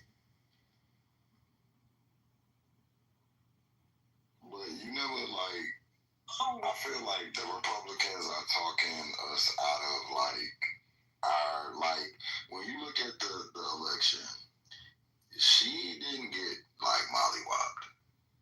And you look at what next time, but I think if we let them keep telling us the narrative and then we keep repeating it to each other, we're losing. Like that's why we're gonna lose if we keep not looking at what the actual numbers are versus how we feel and trying to match their energy. We're not gonna be like MAGA. That's just never gonna happen, and I don't want to be. I mean, do y'all really want somebody on the left side that's equivalent to Donald Trump? Hell no. Nope. Right. So, with the thing that we asking for, we don't really want. Yeah, we want somebody. I think my contrarian position to that, though, would be that they were able to beat her with a felon, with a pervert, with a pedophile. I'm not so worried they beat her. A white famous fella. I agree, but hold on, let me say. Nobody cares about the felon. I said from the beginning, and I like Kamala. I would want Kamala to win from the beginning, but I did not think she was going to win. We have a racist ass country. We do. I mean, but still, okay. But all that said, all the knocks against her, she still raised the most money in history in a record time, and she still if you look at the votes, almost all the states that Joe Biden won, she won and won more votes than he did. And when you look at like with the election. I mean, that's kind of. I mean, yeah, that's another thing. But even if they did, look at the swing states and what she was able to pull in that little time. That's no small feat. And I just think that as long as they keep telling, we lost, because I noticed the girl who was in it, who was a Republican, she kept saying, y'all lost, like Republicans never lost before. Yeah, we did lose, but look at what we lost by. That's not a lot to make up. I'm telling y'all, and y'all mark my word, it's going to come out that election was tampered with. Like, they already have proven that you can do it. So it's going to come out sooner or later. Because that's the only thing that makes sense. Given what you all are, the talking points you all have mentioned just now, it doesn't add up. It just doesn't. Well, speaking of things that don't add up, how do you rationalize it that each state running its own election, unless you're talking about specific states, in which case I would like to know which ones you're talking about, have been compromised to the extent that it stole this election? How do you square that? Well, so I'm not gonna say because I don't know, but I overheard some IT experts, and they were, I wouldn't say they were talking in front of Congress or somebody of the government about the capability of doing it. I'm gonna see if I can't find it because it was like yesterday that I saw it. This is the thing where we don't want to start. Like, I can think that all day long, but I think that it's important that until we have hard fact, proof, or evidence, that we don't be on that. No. So let me be clear. All I'm saying is the capability is there. That's all I'm saying. The capability is there. Like, there are people that say that's not possible. It is possible. That's all I'm saying. I get it, but I just feel like it's not a feasible, like, I think that, the things that we do, going forward have to be well thought out, well planned. And I just don't think, like, everything you say, especially as a Democrat with the reputation that we have right now, is going to have to be backed by, like, hard evidence or proof. So, just throwing that out there, even though, it could be, we just can't do that. We just can't do that unless we end up sounding like them. These elections, so they somehow, what? They just were too dumb to notice? They didn't pay enough attention? Like what's going on? Yeah, we This doesn't make sense. talk about that, and we definitely can bring up the fake assassination attempt, not too many times in a row. But, yeah. So, listen, I hear y'all. I believe that the elections were relatively fair until the report that I saw that I sent. He represents like an agency where they explore fraud and stuff like that. But he's a techie. He's a techie nerd, and he explained in his techie nerd way that he believed that the voting machines, I believe, had been tampered with in some places because of the results. They just were not adding up. And I am truly not qualified to analyze it or to explain it adequately, which is why I just sent the link over. So I will find it, and saying that because they wanted access to some of the other states. And their point in even pushing this issue was not to relitigate the presidential election. It was to see what we could do to ensure the security of the midterm election. And that's also the only reason why I care. So I'll find it. It was on Roland Martin. I'll find it pretty quickly, and I'll drop it in the chat, and hopefully, y'all will watch it. But I think, like, to just think that it's impossible. I mean, you heard Trump and Elon, like, openly bragging about this shit. That alone should cause some type of concern, right? And even for Donald Trump to be like, I don't know how he did it, you know what I mean? But he did it, it's just like, yeah, I don't know how it was done either. But I'm not putting it off. I mean, we know that there was even voter fraud when Barack Obama was running. That's what I said earlier. But the difference is the Obama campaign said, let's just overwhelm the system. Let's bring out so many voters, right, that their lying, cheating, scamming, fraudulent behavior won't matter. That didn't happen under Kamala Harris's campaign.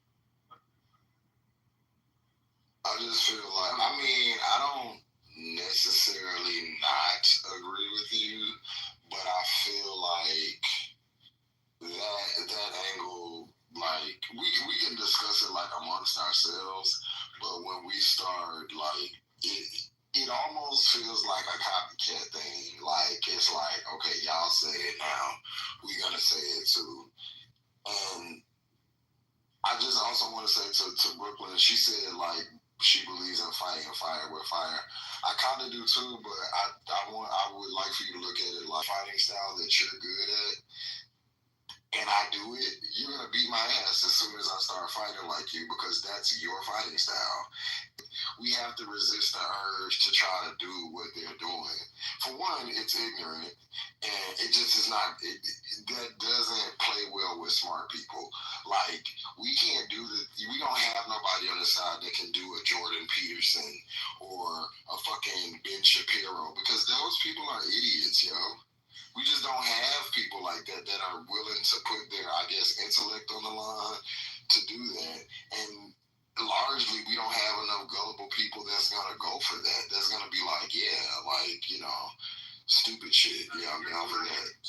Here's my 3-point plan. Okay, first of all, you can do that stuff you're talking about, Dr. Goss. The votes, the tampering, the fraud, all the techie stuff. And yes, look into it. Do it over there. Don't have it be the main thing. Same with the fake assassination. Do it over there. Have somebody else investigate it, whatever. Whatever comes up, comes up. But that's not the focus. The focus is on the Contract with America, version 2026, where Congress, Democratic Congress, has a plan. This is the plan. It's 3 points. It's 5 to pretty much everybody across America, whatever it is. And then my other part 3 is have the fucking Onion do all the parodies of everybody else on the other side and just troll the shit out of them. Thank you.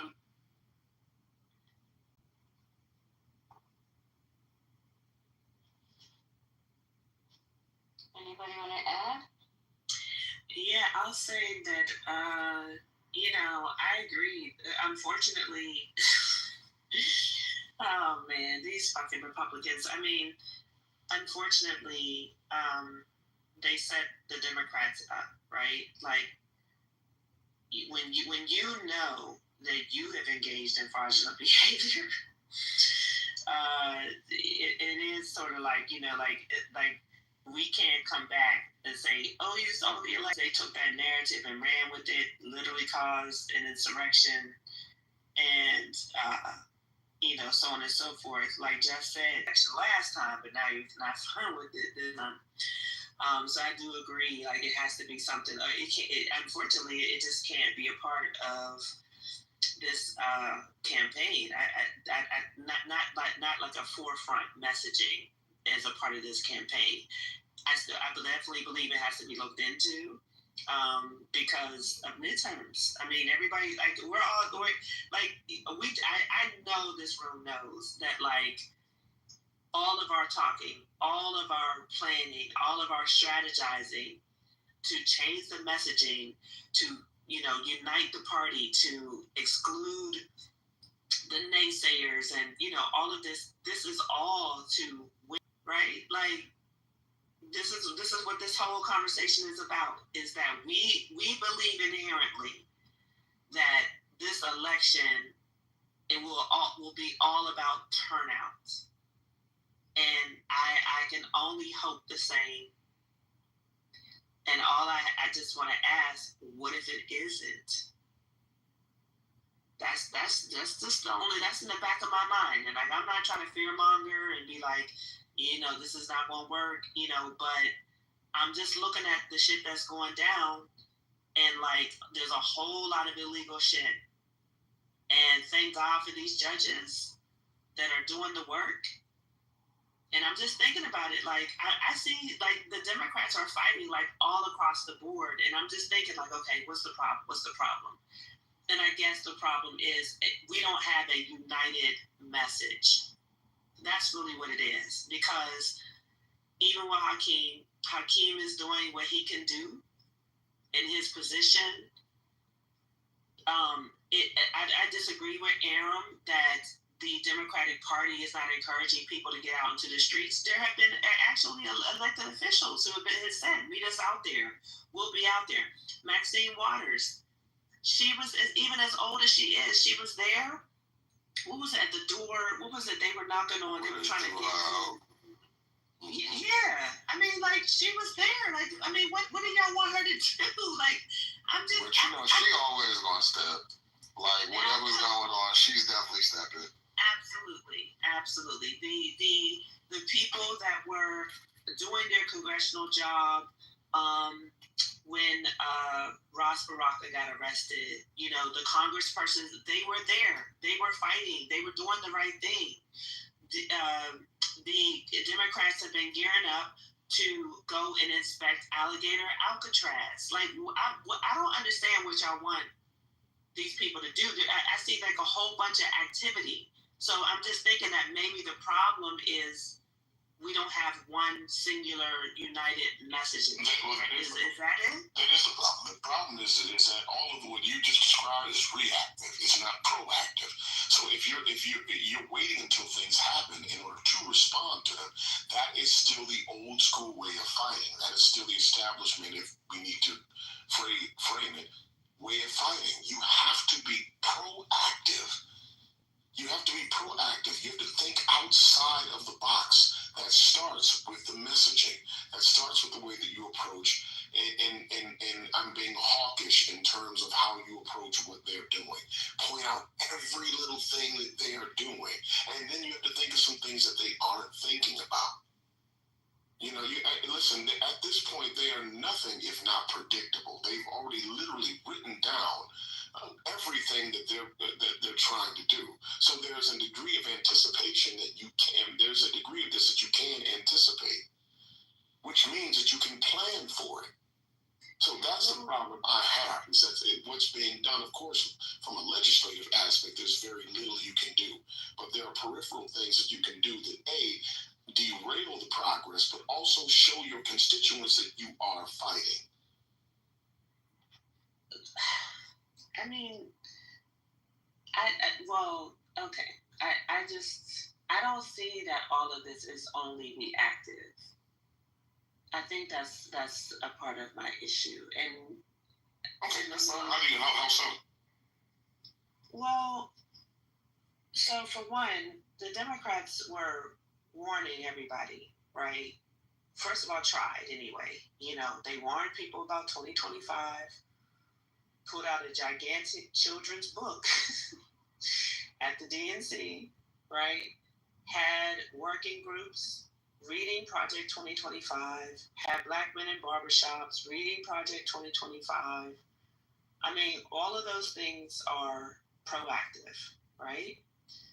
Then Donald Trump wins, and I'm sorry, something else. There was a lot of teaching about how tariffs were not going to work. That tariffs, the way that Donald Trump was trying to do tariffs was only going to depress the economy, was only going to increase prices. They were teaching about how the cost of the tariffs were going to go to the consumer, and not in terms of the businesses the way Donald Trump was speaking. I mean, that work was happening. That was proactive. And these are all things like before. She said about that, like, even about the housing, like, she made a plan. They said, "Oh, it was too complicated for the tech."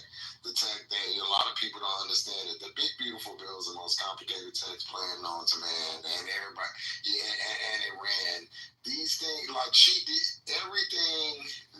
She made a plan for black people. They said, "Oh, she don't have nothing for black men." She wrote out a plan for them. She explained it. She had Obama like all these things were proactive. The thing is, and the reason why I know that people just don't want to listen, this is the main reason why I know. When when when they were both, doing their stump speeches and going around the country, where did all the Gaza protesters go? They went to her speech. They never went to no Trump rallies. They never stopped him from speaking. They just harassed her every set. Now, fast forward a couple of months, this nigga is playing the fucking Gestapo for Israel. The same man who was I want people to stop dying. Like like all of these things were preemptive. So I just think like we just gotta stop giving people the credit of like they get it and they're still saying, fuck that. We don't work. No, I agree that in terms of the way that it was approached prior to election, that there were things, and to be fair, I think that there were things that could have been done differently there. I mean, listen, there is a hyper focus on Wisconsin, Pennsylvania, and Michigan that doesn't resonate with people. There's too much of and I agree that needs to be part of an issue, but part is the operative word. There needs to be a focus on the people who actually vote for you. The people who are in the sphere, people who vote for you, and there's just not enough being done because they're looking at it in terms of state and not in terms of persons and not in terms of turnout. There are 55% of us live, and when I'm speaking more specifically to black people, we live in the South. Why are you not in Louisiana? Why are you not in North Carolina, which to their credit they were? Why have you not dumped more dollars into Georgia? Why have you not dumped more dollars into Mississippi to turn out voters? To do, and I'm not even just talking about during election. I'm talking about now, where you could be educating voters on the process, what is happening in their state, why you need to get your ass up and go out and vote, because you need to present a plan to these people that makes sense to them. That is not being done. There are substantive critiques that we can lodge against our party to say that they're not doing because we want them to do better, not as a critique of what they're not doing. Not as a scolding of what they're not doing. But I honestly think it's built to ass time. I think people have to see, because the plan, people don't give a fuck about a plan. They don't care. Like, they really, really do not give. Either they don't care or they're not able to understand or grasp a plan, or they don't plan in their real life, so it doesn't mean anything.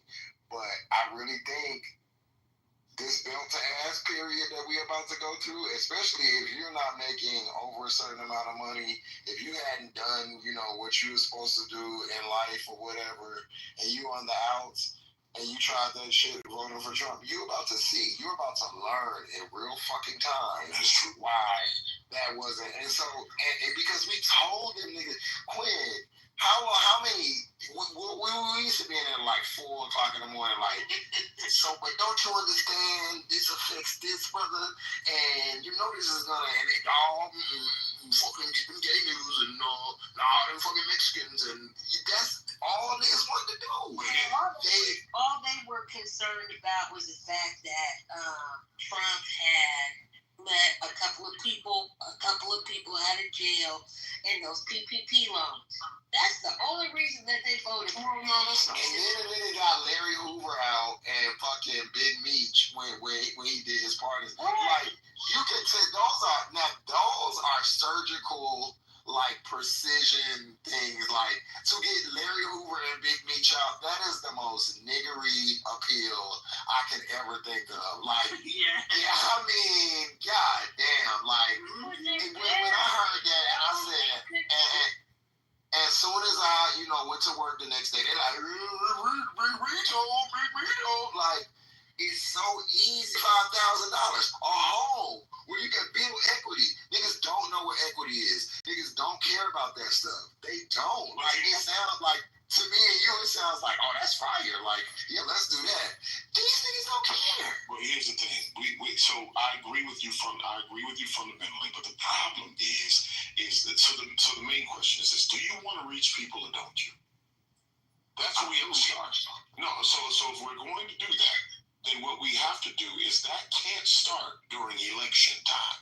The reason why dude was able to launch the campaign that he was, meaning Trump, he was able to do that the way that he was because he started in fucking 2020 for 2024. And that means in whatever capacity, I'm not suggesting that we do it the same way that they've done it. Not at all. What I'm saying is that the methodology has to be the same. You have to engage your people before election time comes around. There's nothing being done in between those, like right now. There are very little, and there's nothing, and if there is something I've not seen, and I pay very close attention, there's nothing being done to reach out to these people to show them the entire concentration and the entire conversation is about what is being done. That is reactive. That's not proactive. Proactive is going out and talking to these people in these poor neighborhoods about the education, about the lack of health care, about the lack of make their situation different than it is. We can talk about the reason why those things appeal to us just is because we can take advantage of them. These people don't even see that far. That is how far outside of the process they are. We have to be realistic about where they are and meet them where they are. So and I'm not talking about in Pennsylvania and in Wisconsin and Michigan. Because those people, as far as I'm concerned, are fucking incorrigible. They're going to do whatever they think that they can do in the interim, and they're uneducated voters.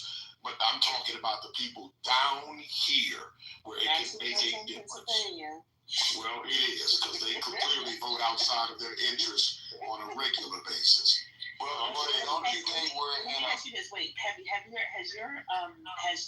just wherever you are, in the country, has your congressperson held a town hall? And did people come out? Has that happened yet? We have senators who are we have Democratic senators, so we haven't seen it. But I mean, in terms of the Republican reps, I have not heard that.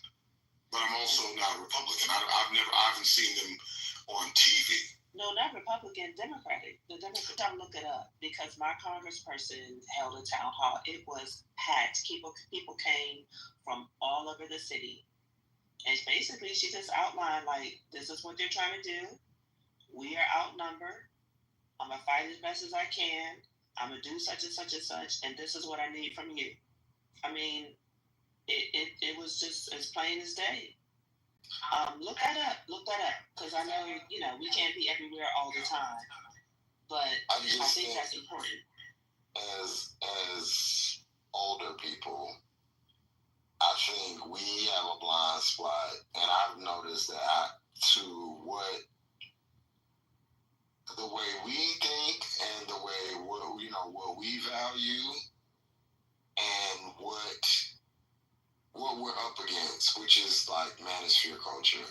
Like, it's everything that makes sense, it's why, and then you have another culture of like, I call them the hissy fitters, that, a lot of them are leftists. And I'm just being real.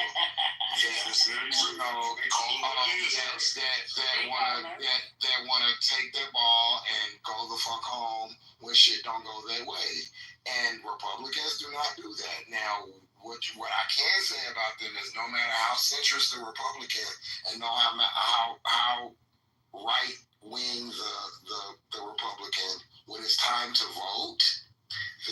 vote for whoever's in that red spot. The leftists think that there's like another option or a Green Party. We're not there yet, and that's another like just large blaring issue. Is like, you know, like you could be left. I'm left, but we have to understand that doing the whole like Bernie bro thing or like not voting or voting for a third, that's dumb. And we don't even get a monicum of what we were trying to get, you know, when we started out by doing something, because we don't, it's not exactly what we wanted. So I just think that when you up against the manosphere, what I do agree with you about, Quinn, is the planning part as far as starting out. But I just don't think I don't think letting anyone know what we're doing or trying to like explain to people is gonna work. You just gotta do it, and then, you know, in the background, and then when it's time to vote, look, this is already in place, baby. We just need you to go up here and press this button. That's it.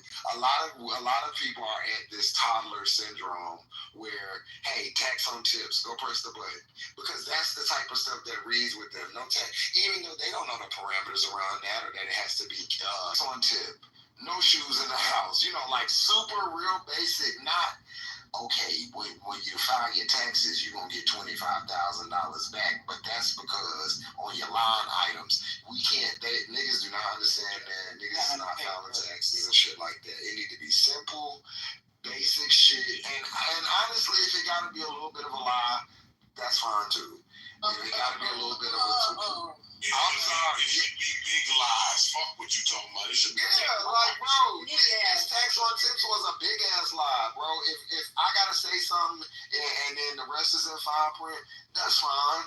That's fine. Big lie. I'm trying to legalize marijuana. Tell them that they want to make sure we want to push universal health care. We want all of those things. That's what we want, universal basic income. Say all of that. Say all of that. Because that is what people listen to. Whether they think about it or not, it's what people listen. But then you look like Democrats that's gonna say, I ain't trying to feed everybody and stuff. So Democrats are hella conservative in that way too. Yeah, but it ain't many of them, though. Fuck. But they can just shut. But what they can do is what the Republicans are like that, and just be quiet. And when it's time to vote, just vote. You ain't gotta agree. Cool. Exactly. Shut up. You know what I'm saying? Just shut up. These people who are wealthy the proper taxes. That's what they need to do. You can tell that lie too, but that's not gonna happen. Yeah, but and then how do you plan on doing that? That's a much. That's again. It's. Tell lies. Like an 8-pronged approach. Like you need. That's what I was telling them earlier. Like you need your conscious leads. Like to me, those are the Democrats that are actually doing the work where it is, because they're online with the you know, with where all the stuff is going on. So they're attacking it at, you know, at where it starts. But I just think the old 90s, you know, style, okay, this is the plan. Isn't this sophisticated? This is beautiful. Look at that. And then this will be the outcome. Well, you know what this is not that smart no more. You know what they can do now? Because they can be like, hey, guess what we're going to do? We are going to make everything cheaper for you, because we are going to get rid of most, if not all, of the tariffs impacting you. So now we got that. Oh, and by the way, we're going to keep the taxes the same that they were during the Clinton and Obama administration, and that we're going to put that money into helping you have more affordable health care, bring back more Medicaid for people, and we're going to fix the shit that the Republicans broke over the last couple of years. And woo, look at you know what a good lie would be? A national, legalize weed and a national rent freeze. Maybe will be good. If you say a national rent freeze, knowing good and well you can't. That's fine. That's fine. You ain't gotta be able to do it. All right. Just say cheaper houses for everybody. You think Mom Dami is about to get a freeze? Oh, yeah, we don't. Because wait on it. And you guys, real quick, wait, real quick, sorry, because I did find the link and I put it in the chat. It says where the Nevada ballots change, data expert something. That is Roland Martin's show, and that is the person that I like. He made me perk up and listen in terms of the election fraud. So please just copy that. Just watch it for me. Watch it for yourself. You know, just tell me what you think, because their goal. They looked at Nevada and they wanted some access to some other states, because what they found in Nevada was just really like the pattern of it. You know what I mean? I mean, he's a self-described data nerd. So I just please get that, tuck it in your pocket. And sorry that Aaron is not here and that Aaron is not here. But, I will try to grab them when they come back. But anyway, I just wanted to say that, okay? I'm just trying to think of a bunch of lies I'm gonna tell to start spreading. Just so that people should cheaper say. air flight so you can visit your family. Cheaper gas price. $25,000 check for everybody. And you gotta ignore the transgender thing. Like, I wouldn't even be like, that's all of that fuck. What is a woman? What is a woman, adult female? Next question. Like, stop letting them do that shit to y'all. I mean, because that's literally the now that's literally the Webster's Dictionary terminology. Listen, what I learned today, Brooklyn, is I have come over the hill. That young, I'm all for the cause and everything. But I'm still for everything. But bitch, they tried to tell me I was misgendering JD because he's non-binary. Miss me with that shit. Miss me with that shit. I'm not about to play them fucking games. That's why That tiptoe and shit. Because there's people that's really actually going through, really fuck out of here, man. And that to me, that's the plan and shit that I don't got time for. That's how we fuck up, doing stupid shit like that. It's actual people going through actual things, and your big ass, man, go on. But that's exactly what I was going through. You know what I mean? A few weeks ago. And you know what I was gonna tell you about that, child. Fuck all that, because the thing is, look.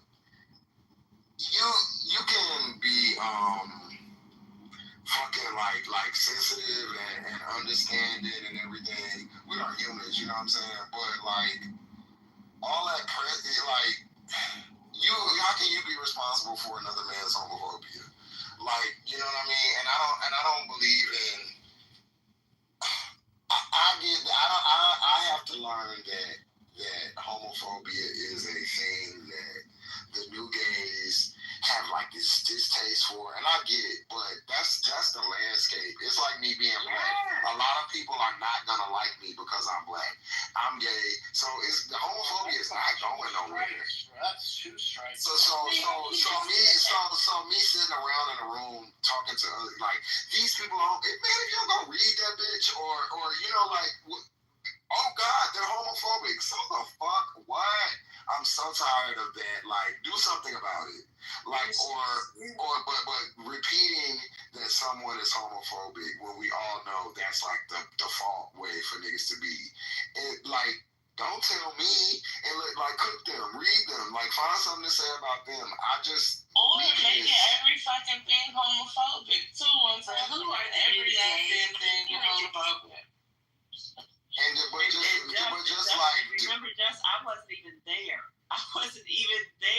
You see what I'm saying? Like, and like you said, I didn't like that shit. That was stupid. I was just like, y'all, do you understand? I live and work in a black working class community. I experience homophobic statements, actions all the time. I mean, I'm not saying it's rampant, but like it's as common as water running. Like if you work in the community, you're gonna hear some bullshit, and it just is what it is. And I'm like, and it's a way to be and educate and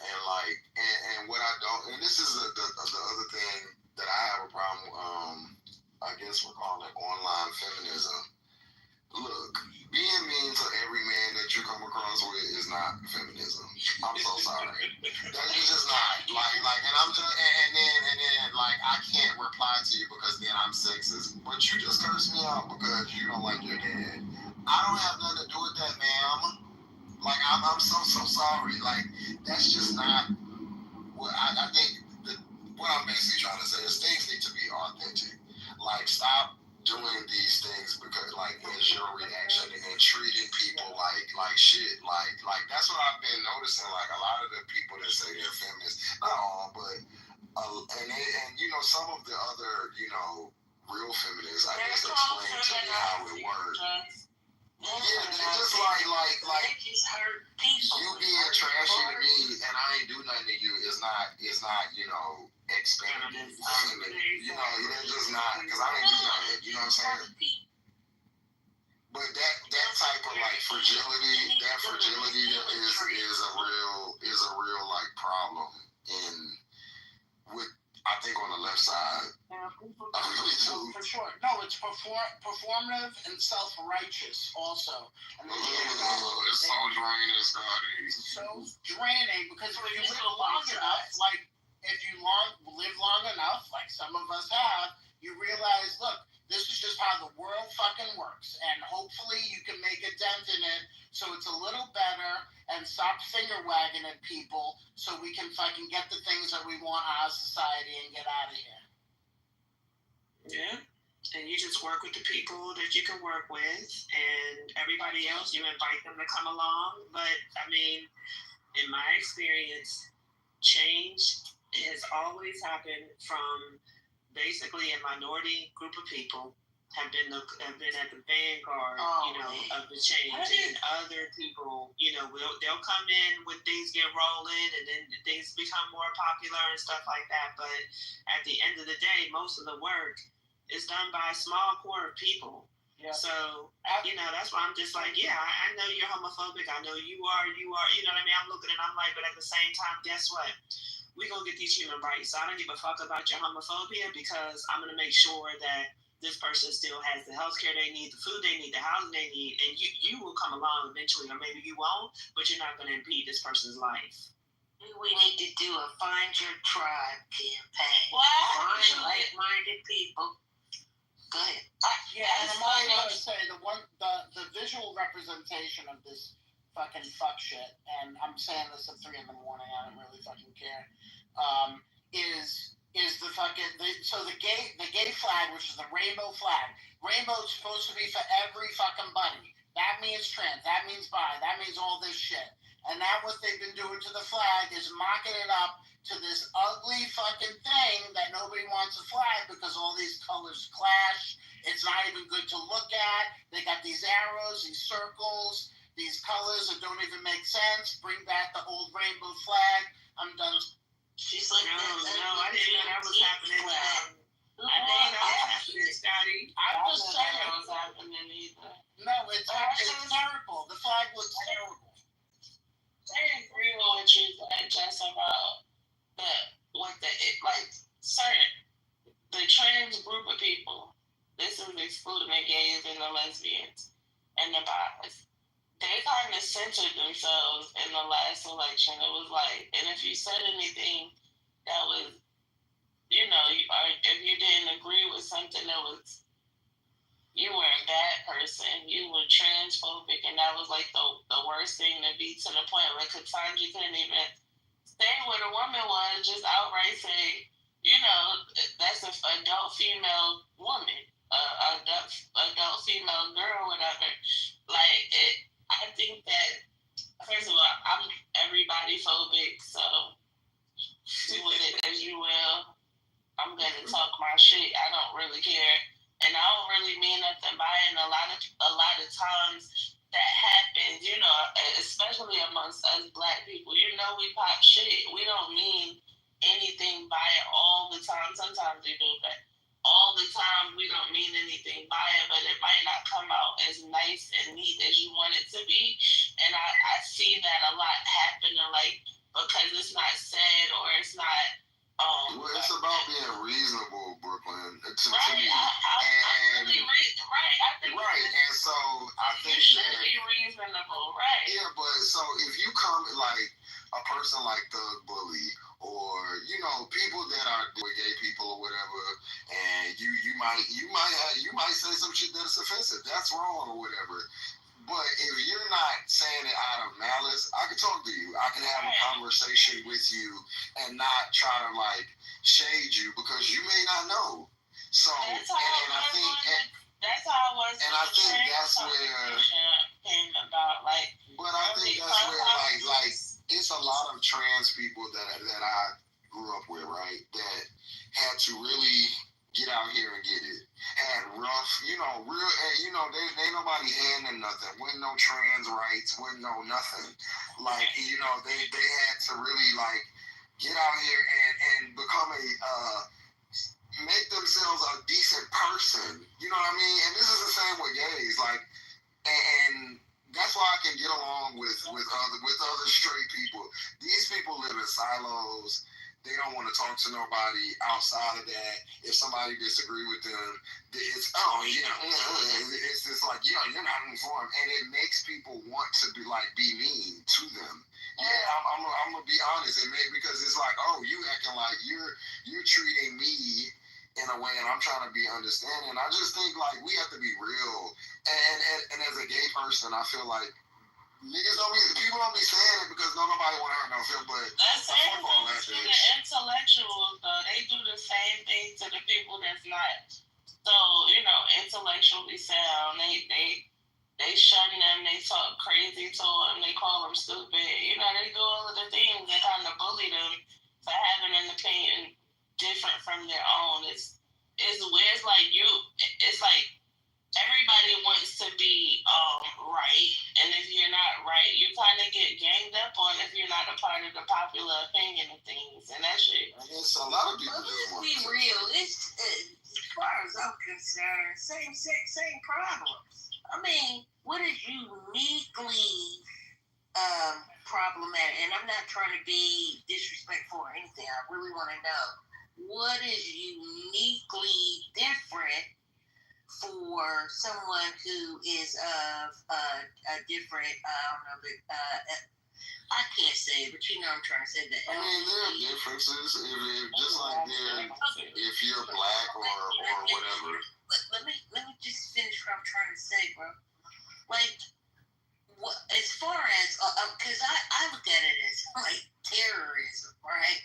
It's certain parts of the culture, and I'm talking about the LGBTQ culture, that's downright dangerous. Your life is on the line, right? How is that different from other groups that have experienced terror in this country? It's way different. You have to look at the numbers. If you look at how trans women are killed, the rate at which trans women are killed, it's vastly higher than almost any other group in the country. So I mean, you have to be. That's what I'm saying about being reasonable. You should be able to look at the stats, understand. Okay, you got a tough life to live. Also, the person should be able to say, hey, you are a straight woman or man, you have never lived this experience.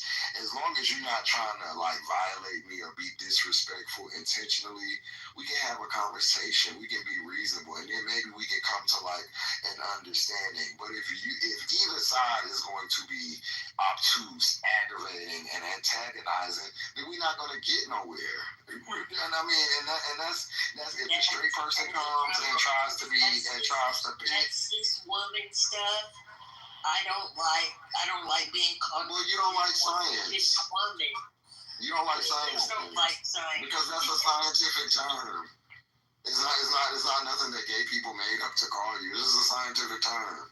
It's not a derogatory term. Okay, well, you can look it up. It's been around since 1906. These labels. Yes. A cis woman. I mean, it's okay. Use that. It's not a label. It's an actual description. It's not well, then you don't understand. If you're offended by a scientific term. All my life, listen, I'm probably the only. That doesn't mean that's not okay. Great. But all my life, I've just been a woman. Why can't I just be a woman? You still are a woman. Nobody's changing you as a true woman. That's just an example, though. It's a descriptor. I'm a cis man. No, it's not. No, it's not, because nobody's not. No, it's not. No, it's not. And you see, this be the stupid shit that y'all do and then want to try to... Look at you. I said what you're doing and saying is stupid. And yes, it is stupid. If you're being presented with scientific fact and you just... It's how you feel. It's not. It's not how you feel. It's literally not. So if you want to continue to be like, well, it's not. If that's what you want to continue to do, then yeah, that's stupid. And I mean, I just got to tell you that. Sorry. Yeah.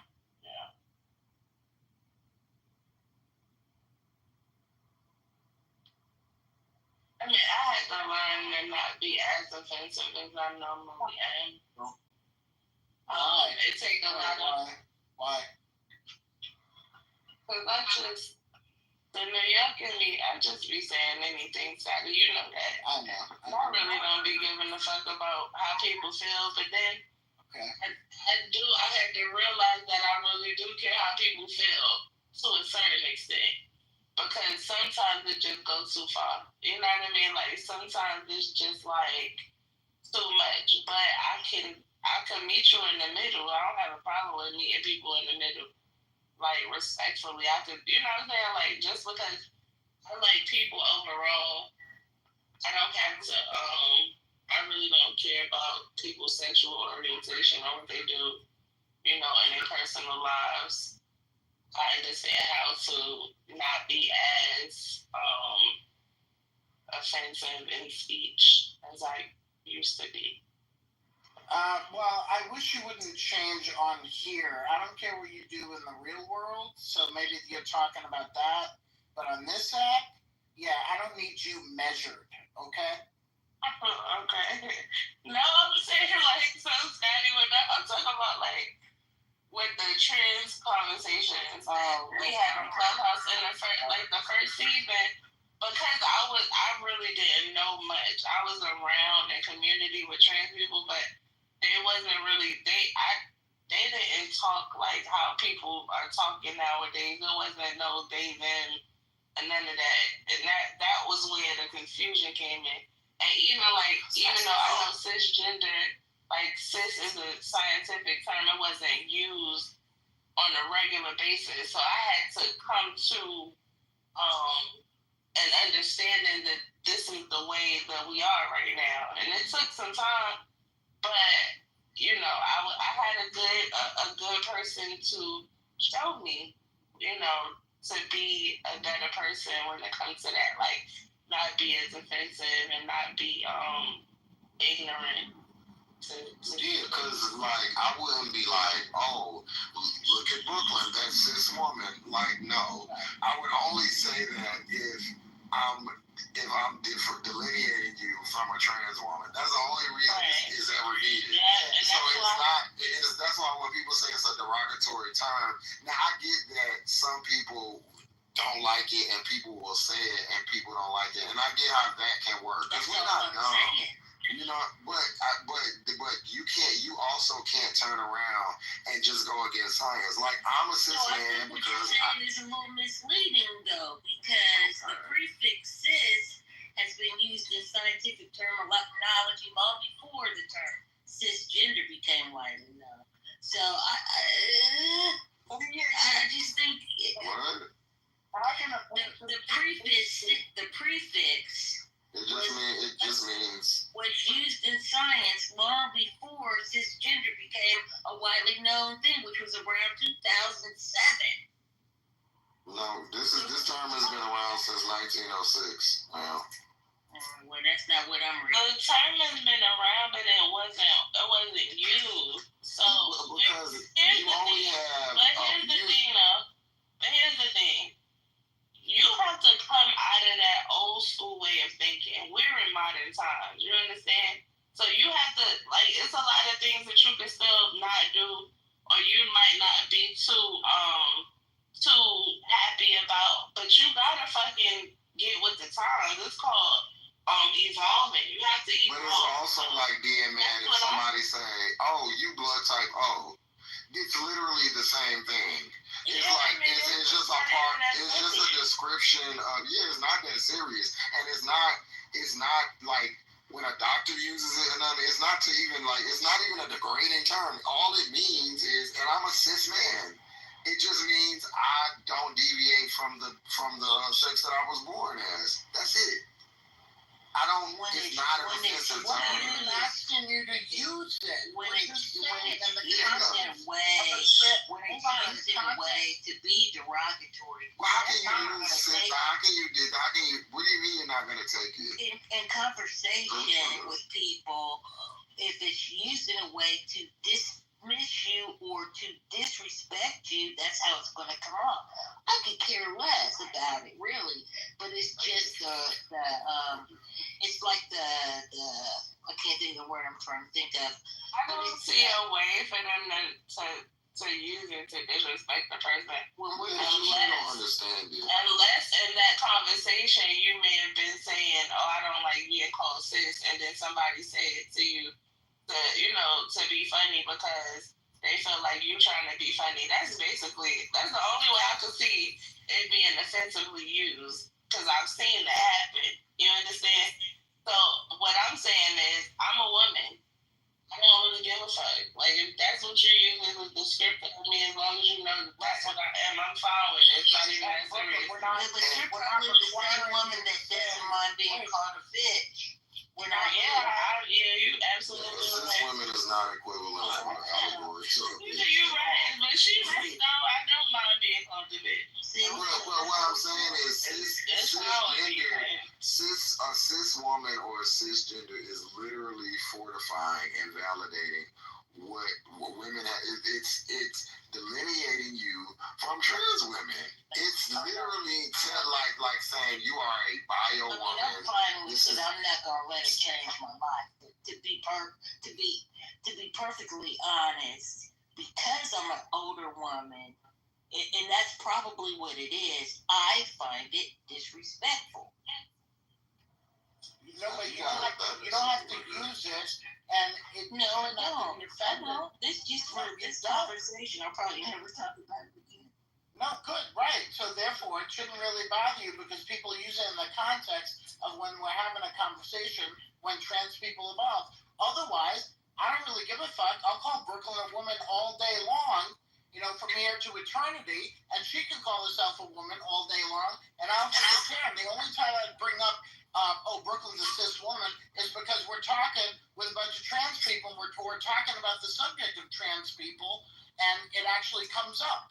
But I would never even say it. Like, I don't give a fuck. It's so. I wouldn't even think of it. Like, I forget about the term so much because I usually say bio woman. A lot of people hate that, but that's what I usually say. Anything but natural born, I guess. I mean, what do you mean, natural born? Like, this is another thing. Well, here's the thing, ma'am. You don't, no shade. You are a woman, but you don't run womanhood. You don't get to say what the rules are around it. Just like I don't run manhood. I'm a man. I agree. I'm a man. What, girl? You don't want me to interrupt you, but you really, you real chatty when I'm talking. I just don't think that none of this shit matters, to be honest with you. It don't. It doesn't even fucking matter. Like, what? Why are we here? A lot of people's personality is hinged on their gender. Yeah, and mine is not. So I don't think it always revolves in the fucking body parts. I'm sick of this shit. We gotta move on. But to get back to what Jess was saying, this is one of the reasons why we lost on that premise, because it's people that think like her, and then it's people that think like us, and they and it's the new people, the JD and them crew. I'm gonna just be real. They are new to this information. They like, oh yeah, I'm gonna try to. How many did you do something for? Go ahead, shit. I'm gonna need you to shut the fuck up. Y'all love lame ass people. Like, y'all really, really love. You talking about, go ahead, Shelby. I thought she did something. Hey. I knew she did. I didn't know she was. That's what you were saying. Yeah, like that have this new information, and then like, all right, you found out about trans people, now you trans the next day, and now you got all these rules and regulations. Go talk to my gay mother, who's been a trans woman for 34 years and has walked the streets of New York and Atlanta, and those are people who have put in work and deserve these types of respects and have really like. Versus somebody that's gonna be like, I just learned this, and you can't say this, that, and that, and that, and this and that to me. Right, it's the old school kids. It's the old school trick queens versus the new school queens.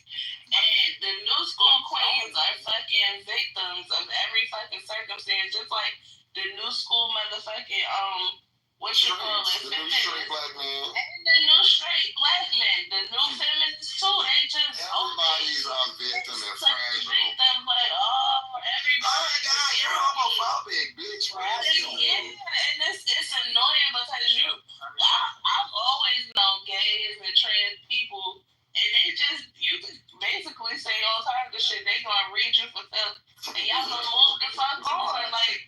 And y'all might be cool later on. Right, like. I'm not giving you no political message. I'm gonna read your ass, bitch. They don't give a fuck what you think. And by the way, like gay men, you all over the spectrum. You have the feminine, you have the butch, you're the masculine, all these fucking things. And now, if a gay guy's a little bit feminine, all of a sudden he's like non-binary. Like, get the fuck out. Us baby boomers are gonna die off anyway. Y'all can call each other bitches. Wait a minute, hold on. All that shit. Snap, hold on 1 second. Now that is the problem. Now I don't even think the trans people was a problem outside of the people crying about bathroom spaces and shit that didn't even make no sense. But the people, to me, that was the problem. And I'm sorry, because I'm about to be phobic again. Was the non-binaries. Listen, because I don't even understand what that means. I don't either. Like, and it's not for that, but I'm okay with not understanding. Like, I'm okay with being like, that's what you want to do? What I'm not mad at is you. Break me down for but you're not gonna like, oh, I'm a that good girl. Go ahead now. What's your name? Just tell me your name, cause my aunt was a grammar teacher. I will be fucked up and you'll be mad at me. Just tell me, what is it? Shaquita, great. I'll call you. Right. Because we're gonna do this. They the one, and then they'll break you down and argue. And then the crazy part is, I'm all gay. Scotty's all gay. They will eat us up. Yeah. And then here's the thing. Instead of being like, thank you, older days, for fighting the good fight and allowing us to be this petty, us to have this luxury to just to piddle and do, because I guarantee you, me and Scotty wasn't tripping about that, or the homophobic lady and her being around. We didn't have that. Sex was illegal. we didn't have that. But instead of, they just say, y'all are old and y'all have did this and girl, please, you bitches would not even be able to be whining like this if it wasn't for us. So look, you be what you want to be. If you want to be a picture frame, bitch, so have at it. I don't give a fuck.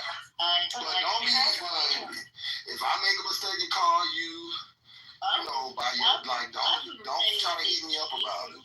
I wouldn't say anything to you because I know your position. But in my own silence, I wouldn't particularly like it. I wouldn't be like, Why do you not like something that doesn't have nothing to do with you? We're just having a conversation. Yeah, I'm asking.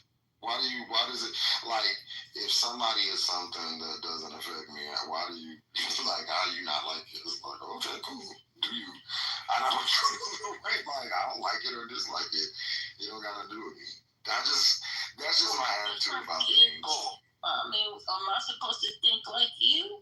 No. I just think you should mind your business. I do. That's exactly my business. I just think like having an opinion on somebody's sexual life is like crazy to me. I promise you that's what everybody just said you don't like it. It's my life. And it's actually their life. You see how you take these things but you can't flip them because you say it's my life. No, it's actually their life. You're in their business. like you literally have these feelings about something that ain't got nothing to do with you. If I were to refer to someone as a bitch and they don't like being called a bitch, to me it's the same thing. As what? Never mind. Good grief. What do we That's being called sis. Because that's stupid. Called sis? Yeah, I guess so. That's what she's comparing it to. That's a you problem. I don't know. Bitch is a derogatory term. But you know what, y'all? Body injustice. You know what else? You know, when I was doing snap. Let me say something real quick. I think a lot of this is, but it's not really that we old school neither.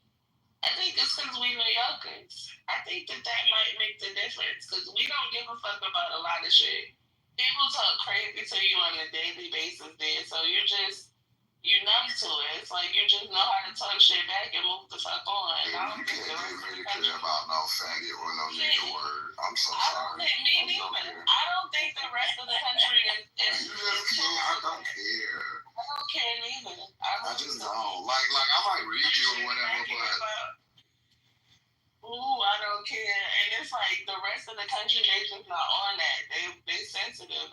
They more sensitive. They like, oh, you had homophobic people on your stage. No, that's how they was doing Dr. Goddess. And I was just like, let me just be quiet. Whatever. And they was like, you had homophobic. And I'm like, how the fuck she supposed to know? Like, is she supposed to like stand there with a fucking taser like, hey, are you homophobic, xenophobic, uniphobic, phobic? Like, man, go on with that. That is just too much work. And I don't make the black side. Is the black side supposed to be homophobic too? Wait, who? The black side's on a person? I don't know. Yeah. His name is D and then I don't know. My thing, and this is why I fuck with you, Dr. Goddess, because you always been real chill, real very even. Same with you, Brooklyn. The only time I'm ever gonna get upset is when somebody is allowed to say something homophobic and you don't let me get back at them. And as long as you let me get my shit up, then we got nothing to do with you. You are not responsible for anything, especially another motherfucking man says. I would never do that. So I feel like you sat on stage, you listened, you were very, to me, you listen for what? Because bitch, I would have said, girl, fuck y'all, and dipped. But you listened, you were open. I think you did your best. I ain't see nothing wrong with what you did. I sat there and I observed because I was just like, they're really tripping about this person that they don't know. Like, they don't know. Like, he's whack. Like cook him, roast him, or whatever, or just, like, ignore him. But crying and saying a person is homophobic like half the world is just bananas to me. And, I mean, it's also, it's just so many different layers, but it's also, like, how everything went down. And I know you will understand this because you've addressed this to a lot of different people that like if you go on there, I'm gonna go there with you, or if you're just cutting me off, I'm gonna talk about you cutting me off. If you know what I mean, if you insulted me, I'm gonna throw out an insult. And it was just kind of like the way that I heard it was he kept being told he needs to apologize, and he was like, I'm not apologizing for nothing. And they were just like telling him, you better apologize. And then he told his co-mod to play, I'm pretty sure I think it was Buju Banton's No Apologize. Or, you know what I mean? And it's just like, I'm sure that Bati Boy was said somewhere as well, because I'm just like, I'm not familiar with that song. I thought he had played Boom, Boom, Bye Bye. And that's none of that, like, around. Dr. Douglas, Douglas is like, well, what are you gonna do about that? Right, that's what I'm saying. It's kind of like, I'm like, y'all had like that really deep kind of internal battle, and it was all because he was just like, who's that guy in the Woman King that was like more feminine? You know what I mean? And it's just like, you know, he was bothered by it apparently. And people were mad. They were mad that he was bothered by it, which I think is, you know, it's fine. You could interrogate that. You know what I mean? But it's just, I'm just like, I wasn't even fucking there. Like, y'all, you know, like, y'all, but I get it, right? Because I am seen as somebody who is, I am a Libra, literally. And I'm seen as the person who's going to hear people out, that's going to be fair, you know, generally make the right decision, et cetera, et cetera. And I'm like, I get that. And maybe there's a, I have a bit of a bite, which I explained to them before. This is the part that made me mad, is I had explained to them before that this is somebody who protected me on the app when I was under attack. I mean, every single day. Every day. Like, Jess, I just met you this year, I think. I mean, not, you know, like for a year. And it's just like, just imagine being on Clubhouse and you look out in the hallway and it's like 2 rooms with my name in it. Like, Dr. Goddess is a anti-Black American B or anti-ADOS hoe. Like they will just make up stuff constantly. Just imagine being like, yeah, when you come to Chicago, we're going to deal with you and shit like that. Like, and I mean, he protected me in that era. And for that reason, that's why I give him some grace. I talk to him and stuff like that. That's why we're cool. And I was like, you're not going to get me to give up somebody like that on this particular app. We never even met. But I'm just saying. Well, we all cool. Even the gays are cool. I'm not cool, but I'm in community. I talk to homophobes. I've had conversations with Concrete. He's homophobic. I mean, several people I've had conversations with them. He just he's homophobic, you know? I feel like that's not even reality to sit here. Because, one, I always talk, you know, one thing me and my friends are always, like, real big on is, like, how we treat and interact with women, because sometimes it can, like, switch over, like, you know, like, women can be disrespectful, you know, valid, but, you know, sometimes when there's that confrontation or situation, like in that situation, I feel like it went over to like, okay, so now y'all about to interrogate this Black woman by herself, like, and she's not even barking on y'all. So now you're doing what you're coming to somebody about an injustice, but then you're going to commit one too. I don't like that, and I don't like when people like, because then it's like, hey, so are you mad about the problem, or you just wanted to like press somebody? You know what I mean? Like, I don't have no problem with them saying, oh, hey, you know, whatever to you, but I feel like the putting you down and, you know, that's unnecessary, and it just, to me, is like, it makes me question the actual motive of the conversation. Like, okay, so did you want to have this conversation? Because, I mean, I guess that's valid or whatever to have the conversation about it. I would have, but I think then, like, the things that was just being said, and that's why, like, I knew, like, okay, me and them are probably going to have, because this is like all this ages, and see these old people, and, you know, when these old, and, you know, they say it about me and old too, but it's like, y'all are actually dumb. Y'all actually don't know a lot. And y'all are like taking these things and like acting like people of age don't know anything. And they think because they just finished a fucking course on Bell Hooks book. That, yeah, you know. Yeah, get the fuck out of here. Try living a life and experience shit. Then you may learn shit. I'm so tired of the academic fucking nonsense people on this app who and get all the scholarship. Bitch, tell me what you've been through. And so that's just the thing, like, I don't believe in, like, bitch, my mother's straight. My mother's, like, you know what I mean? Like, I don't hate straight people. Like, you know what I mean? And doing that, Just like I don't like when the feminists do the whole I hate straight men. It's just like you just come across bitter and unreasonable. And I haven't done anything to any of them. So that's why I was just like, oh, I see kind of like where this is going. So let me just start testing the people out, just from the start. Because like with African girl, never done nothing to her.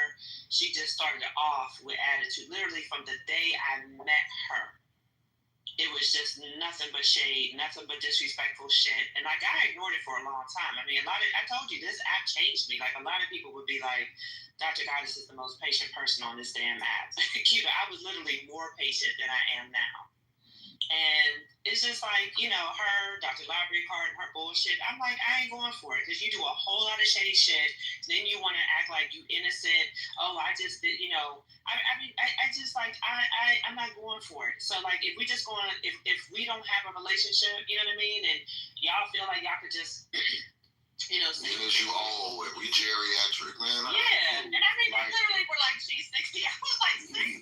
I was like, you're crazy. I mean, there ain't nothing wrong with being 60 or nothing. You know what I mean? I mean, Dr. AG has openly said her age. You know what I mean? And it's just kind of like, there's nothing wrong with it. But, like, you just making up shit. And it just got to the point where I seen they did it to you, Gold, Sunny. And then I'll be like in there and I'll just be hearing the stuff they're saying. I'm like, oh, y'all really hate older people. And what's her name? The girl, Kristen, like, it's just a culmination of things. Like, she's just been like it for a whole month. She called me a straggot. Girl, you don't know me from Adam. Oh my God. But you keep saying stuff like that. Yeah, she is. So she feels like it's okay to use that slur. Well, no, a straggot, because she said that I'm a right, like I try to appeal for the straight people. Yeah, like a straight Misha, basically. Never been me. That's never been my thing. But also, ma'am, you don't know me. I don't think you don't know me from Adam, and you think that you can say that to me. Now let it go, because I already know. But she kept doing it. Now, if I say anything to you, I'm going to be sexist. I'm going to be this. I'm going to be that. But you are the most disrespectful person to me on this app. Have been several times. I mean, it's been so many times I'll be like, yo, you did really good not saying nothing to her. Because normally you would have lit someone on fire for the type of, like, just her overall tone and demeanor. And she's not recording.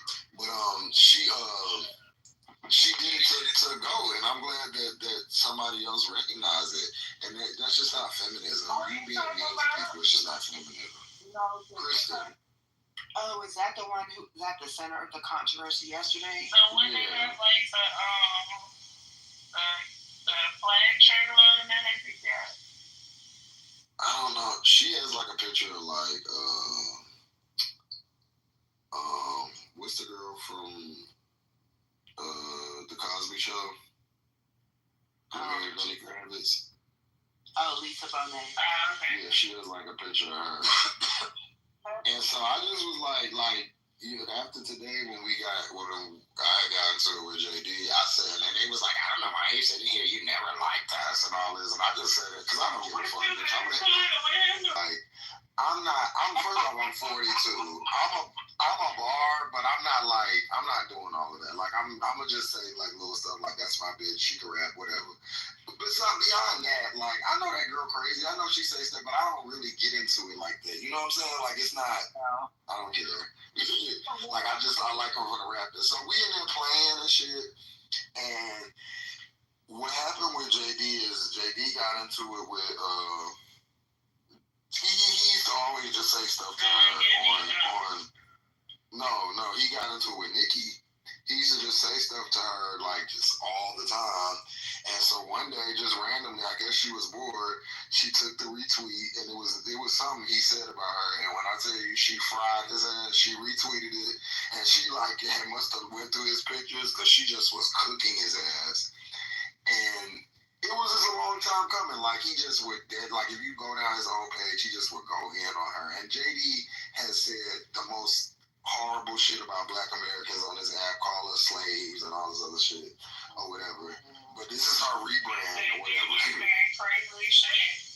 Yeah. And so, that's her rebrand. But today she was like, yeah, the barbs are stupid or whatever, and cool. But then she just started like being like I guess she was trying to like refer to me.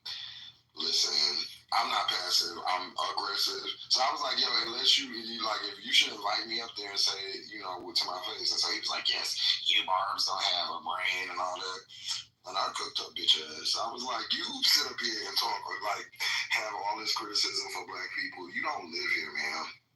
You live in a whole nother hemisphere. Like, deal with what's going on over there. Like, you have all this criticism. And I was just like, don't play with me.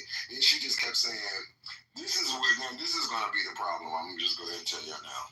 So she kept saying, well, you're stupid. The girls don't have a brain. I said, my brain works fine. Does yours? And she said, are you referring to my autism? I said, I don't know, are you? And so she said, my autism. I don't give a fuck. You don't know. If you can call me dumb and refer to mental capacity, you forgot that you be telling people you autistic, and that chain swings both ways. So he gonna say my autism affects me in the way that I'm hyper intelligent. I said maybe hyper vigilant, hypersexual, but nothing. There's nothing hyper intelligent about you, sweetie. Nothing. So either you don't have autism or it affects you in a different way. And I was just like, JD, let me explain something to you. This audience, this very fragile audience that, you can say and they'll ooh and ah, I don't give a fuck about them. These bitches will be bleeding from nose and ear once I finish saying all the shit I will say to you.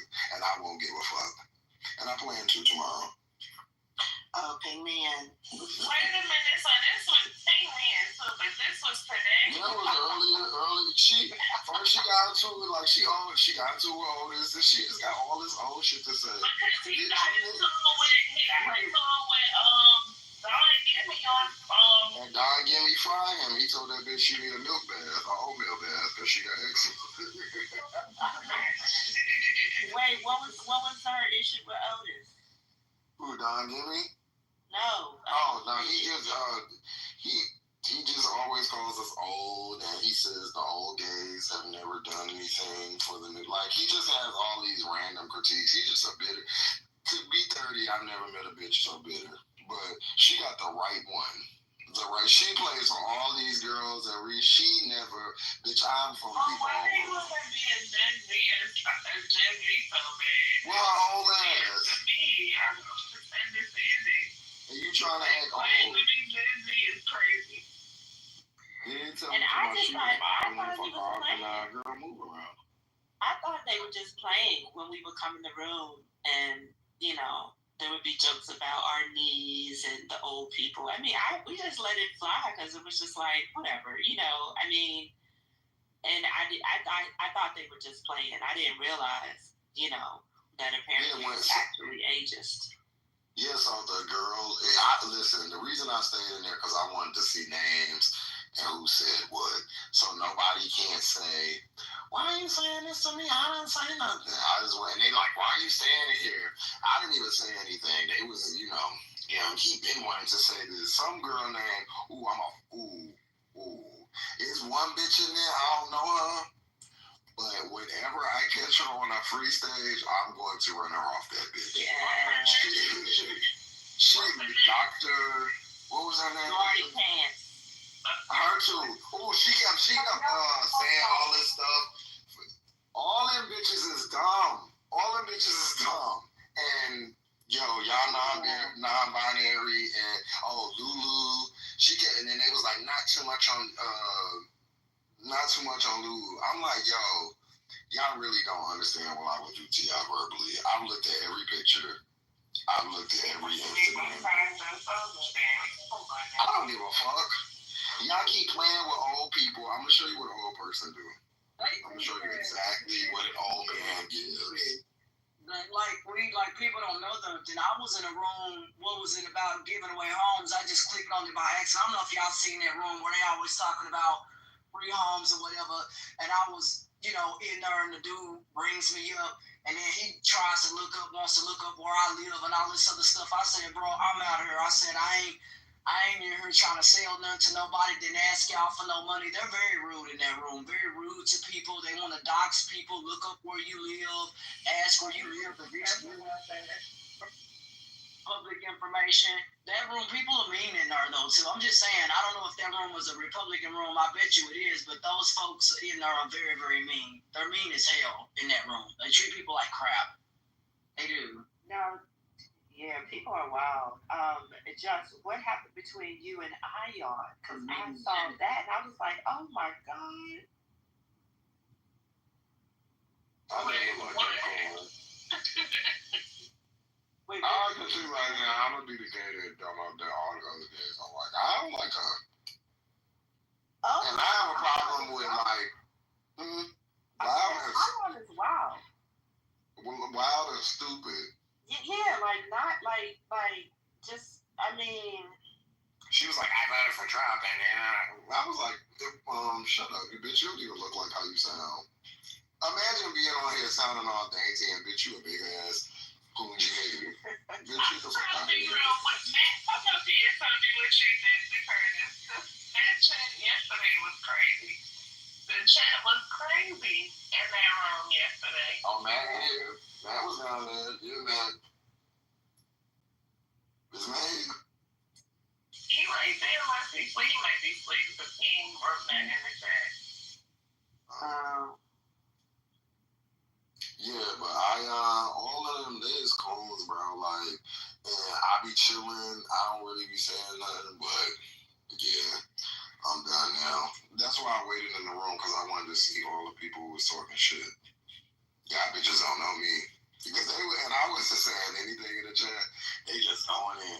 These old geriatric, and I was just going from Instagram to Instagram. Oh, okay. Oh, interesting.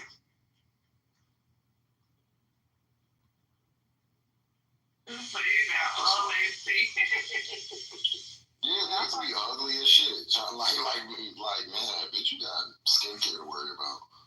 And Ion was just strange because he was supposedly very supportive of Black women, and then he was a divester, and he would be like, I don't date Black men. My boyfriend is Asian, and he was always saying that, and then it was like, I'm from the Caribbean, and then it was like I'm a Trump supporter, and it was just like his politics are all over the place. It just does not make any sense. Black men don't date you, Ion. That's the thing. They're like people be, I don't date you, because that's what you don't have the choice to.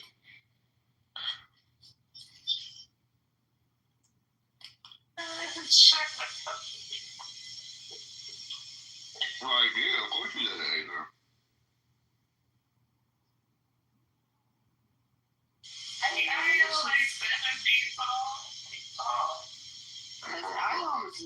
He was known for like disrespecting like all Black men. That's what he was known for on the app very, very early on. When I first came on here, he used to dox people. His name was part of the doxing. Him, Whack, and I like this female when I first came on the app. That's why she got her ass knocked the fuck out. Oh. I just think people should stop playing. Like, I be talking all that cash shit. I'm not that kind. I'm a different game, and I'll just say that.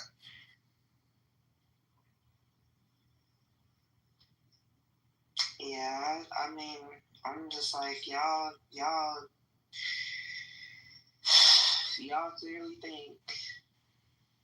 Well, anyway, the replays are on, so I just won't say anything. But they just be assuming that, because you have a degree or, you have a professional position, that they could just say anything to you, and do anything. And I'm like, no, you really can't, actually. Well, I'll let people know I even said it yesterday. I have a past, so just because I'm professional, that don't mean I don't know how to handle myself. Listen, that's why I said that you dox me and you go look at my record, it will probably make you want to rethink about playing with me like that. But you go ahead.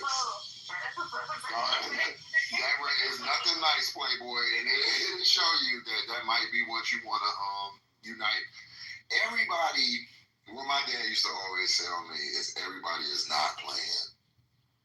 I roast, but I don't really like start with people. Like I don't just, but what I notice is that like a lot of people start, they want to dox and do stuff. You can't play with everybody like that. You really, really can't. Yeah. I mean, I do feel bad because I didn't know people's ages. So part of that, I did. Somebody told me like they were like, "Oh, you got yeah, they did." And I'm thinking about the fact when I was their age, I was outside, so like I wouldn't have been on Clubhouse. So y'all lame as fuck. Y'all kids is lame as fuck. Why are you boasting about your being in your fucking 20s and you saying nothing without doing nothing? Like, man, please, I wouldn't even know nothing about the Clubhouse if I was when I was in my 20s. Because I was outside so hard. So that even if you did, you wouldn't be coming at people sideways, you know what I mean, just out of the blue. Especially older people than me, I thought they was cool. Like, I wasn't doing like, "Oh, you old as shit." Like, I don't remember that. Did y'all do that? No, I mean, we had a great relationship. Yeah, like all my cousins that was older, like I thought they was the shit. I never like, even now I don't be like, I mean, I'll be maybe like, "What's up, old head?" or some shit like that, but I never be like, "You a geriatric," like, yeah, I'm trying to get where you got. No, the elders are the bomb. I mean, it's just like people, they're just crazy. I mean, but I'm trying to say is, you're too old for that shit. That's the cool. I'm trying to say, because they be too old for the shit that they do. But outside of that, like, I don't have no problem with people being older. But I tried to be. And I don't know why, like, Ion, he just came in. I could tell that y'all had old school beef because he just came right in and started calling you the F word. And I was just like, what is going on, Ion? Because I like years ago, I heard him talking. I just think you're just trash. Like, you're not funny. You're corny. You come in and you take, like, I just hate her. She just the fucking worst. And I also just slap the shit out of you. So, like, shut up when I'm around. For real. That's just how I feel about him. And then you come in and talk about you. I voted for Trump. You sound so fucking dumb. A big sour sissy talking about you voted for Trump and you got an Asian boyfriend. Good luck, bitch. Good luck making it through the next 4 years. Congratulations, you're fucked. I just don't like, and then you think you ate it up. Then he was like, I got a man. He got you though. Cause you be on here a lot to have a man. Always in some girl's business. Always keeping. I don't like no motherfucking punk like that. I just never been. I don't like that. Then the rooms, you guys need to divest. Bro, stop telling girls what to do. You divest.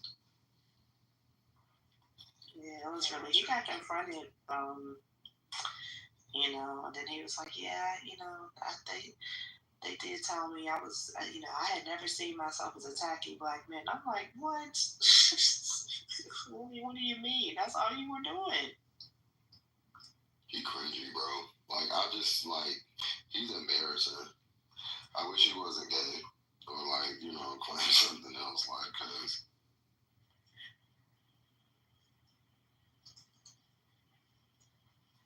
I should go get done. Give me again. Cause when I tell you he fried JBS. What? He does. I mean, as soon as he came in the room, he just started cooking. Was you in Brooklyn? So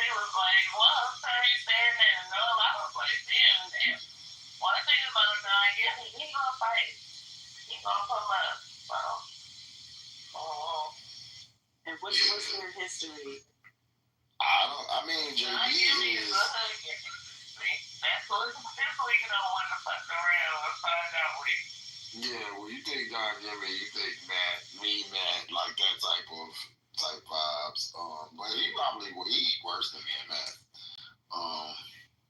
But JD is just, when I first got on this app, this girl was on here terrorizing, just doing all of this stuff. Now I guess she revamped it, you know.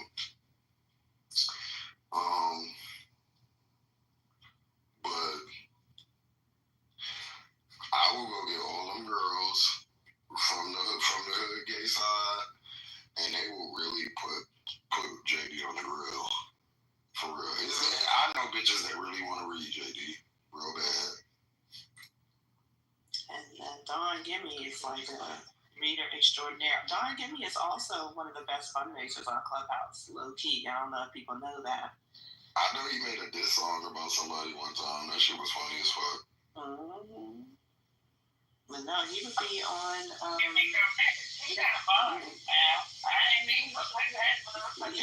Yeah, that song was a good In Brooklyn, he came in there and said, he said, "Oh, JD, look, if it isn't the bitch who needs an oatmeal." I said, "Wait, why did you say that?" He just started using my hoes. You be having me rolling. Oatmeal bath is crazy. Not Daphne in the room laughing. for your opening statement, bro. Like, I was like, whoa, what happened? You guys talking about that room from yesterday? Or the day before? It was like a couple days ago. Yeah, what if some amount of people was in there? You were in there too. It was, what's his name, wrong? What's that boy's name? I was in the group. What's his name? You know, what's that boy's name? The other gay boy. It was his room. That nigga who room it was. It was Crown. It was Crown room. Whose room? Crown. And Crown room is where Don Gibby and JB got into it. Oh, they got into it again. Oh, okay. Because, you know, they got into it one time and they were saying a whole bunch of shit. I really couldn't keep up. Did JD say something negative about me that day? Yes, I mean, just like the same thing he was saying about Sonny, like, you know, these old women, they just, and I was like, yo, why are you, and then that day when you came in, did he put you out? No, I left. And then he was writing me in the back channel begging me to come back in. So I came back in, and then he went and put West African Girl down, you know, and then was like thinking that we were just gonna stop, and I was like, I ain't stopping for nothing. Like, you can't talk to me the old kind of way. I think that's one of the only ones that's been actually cool. I think, but I kind of get them mixed up. Yeah, they can be, and trust me, she could turn real shady real quick. But I think with Library Card though, that was the shocker. What'd you say? Wasn't you also was a Library Card that kind of like ended a little bit? I know. Yeah, because she decided That's to what come off the mic and she asked me something, but see, I had already experienced her shade 2 other times in the past, and I was like patient and forgiving about those times. You see what I'm saying? Like the last time, I was pressing her a little bit, and I was like, you know, what's so funny about the library card? Because somebody, I don't even remember like all the details, but somebody said something about me, and she openly laughed, like off her mic, and kept laughing. You know what I mean? And so she didn't say it, but and it was something like real degrading. I just don't remember, because I'm sure I could. I don't know. I would have to think long and hard about it. She's done that to me too, though. You see what I mean? And then so I was like, what's so funny? You know what I mean? Because previously she had gotten offended by something like it, and it was like I just know I've never done anything to her. I know that she must have thought that I did or something like that, and I had to like clarify.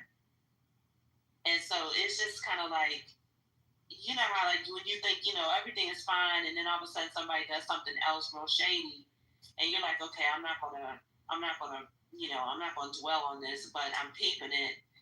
And then finally, I just said something, and she's like, I mean, I laughed because it was funny. I laughed because it was funny, but like the laughter. I mean, y'all already, you know how it is. Like it's meant to like support what the person was saying. You know what I mean? And it's just kind of like, you know, when you're like, we just moved some stuff over in the past. Like, so why would you even go there? You know, type thing. So I just noticed that shady behavior. Yeah. So that's why, like, yeah. So I forget. I think she tried to say something in the room, and she was like, so I want everybody to be clear. She was like, you know, she said that he was mad because that he was getting bullied by the gays because the gays responded to him saying something homophobic, something like that. And I'm like, no, I'm not saying that. That's what I'm saying. Once again, I wasn't fucking there. You know what I mean? I'm relaying what the messaging apparently was, and you know why he got mad. And the whole point was like he felt like he was getting piled on, and everybody was telling him, "You better apologize. You better apologize." You know, y'all know what that's like. You know what it. You know what I mean? So it's kind of like, you know, even if he was in the wrong, it made him not want to apologize. If that makes any sense. But to me, asking people like for an apology, look, say something back to him and move the fuck on. I just didn't understand the whole like this person is like the fake shock. Like, okay, like all right, like I mean, maybe that's just me, but so like okay. And you talk about a 5%er from New York, and yeah, what the fuck do you expect? Who has also been in prison. And I've had conversations with him, and he was just like, "Yo, Dr. Goddess, listen, Dr. Yeah, I mean, you know how he talks. You know, I mean, he's ignorant. I talked to him, but when we talked, he wasn't really disrespectful. He was a little bit, but then I just started roasting him, and like, this is the normal reaction that I get. They'll either start laughing, be like, "Yo, you crazy," or you know, like, bro, you're not changing nobody from being homophobic by complaining. I just don't think like, and these people are home like it just is such a like white person's take on stuff to me, and I just feel like it's whitey.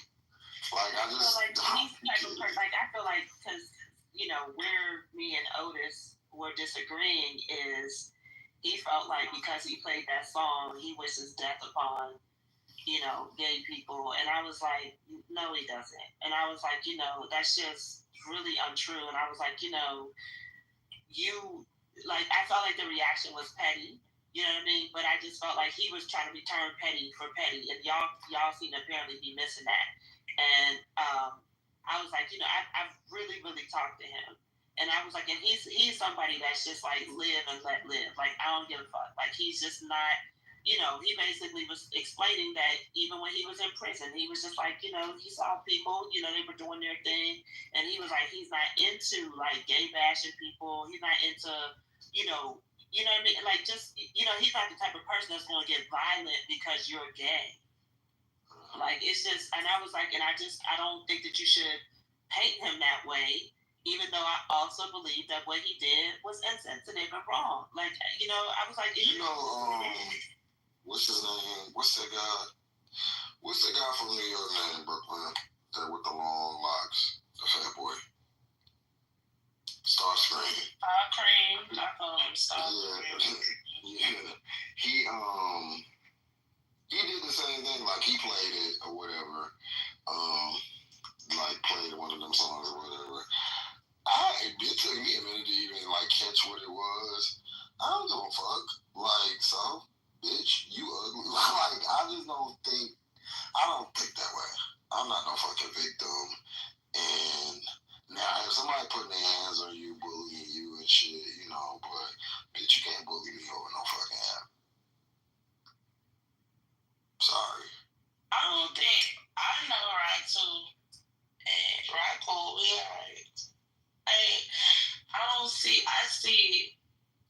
think they was talking about the Woman King, and he gave his take and felt as if the depiction of the gay character was inaccurate, and they debated on that. And I guess it, kind of went left. Had a conversation though, it went left, and then he said some more shit and did some more shit, and now everybody he homophobic and everybody beefing, but y'all was all in conversation with each other before that. And he could be homophobic, but handle it with him. Like, how you gonna press a girl? Yeah, about what he said. Like, she didn't write the fucking script. Like, I mean, say something to him. Or like, and then I was telling them, like, look, I'll say something to him. If y'all don't want to, like, what are we raising? We like, man up, like, stand up. Fuck. So he said something gay. Now y'all gonna. And I feel like, look, my record on here is solid. I have windmilled for my friends because, I mean, you're not going to be harassing gay people on my stage. It's just not going to happen. I might miss some shit. Sometimes I might have been asleep or whatever. You know what I mean? Like, whatever. But, like, and like just said, I mean, don't say something homophobic and then want civility right after, because you ain't getting civility. You know what I mean? If you came, like in the Black community, we call that fighting words. Fighting words. That's what you just did. So if somebody gonna roast you or they gonna tell you off, then that's what's gonna happen. Don't come crying to me and being like, Dr. Goddess, just said, and I said, yeah, so he roasted your ass, and now it's time to move on. You thought it was fine to call out him being gay. We weren't even talking anything about sexuality. So if you did that, then yes, I am absolutely going to give him the opportunity to roast your ass. Yeah, I just don't believe in getting other people in it, especially if you ain't never did nothing. I mean, like, even there's been times where, people have said things I definitely didn't agree with what was said, but it also was not said to me. So I don't know. Like, I'm not. Look, unless you my dog like that, like, I'm not coming to you. You know what I'm saying? Especially if you can handle your own shit, handle it. I'm not nobody's savior. You know what I mean? Like, I just can't. I can't be doing that. Ain't nobody saving me from nothing. Yeah, that's why these FBAs, thug bully and bullets and shit like that, that's why they be mad. They want to just perpetuate their bullshit and think that somebody's going to be like a victim. And I'm like, no, I mean, I'm a swing back. But it got to the point where, you had whole communities just lying on me and circulating. I was like, see, it's to the point where, like, it's getting a little dangerous because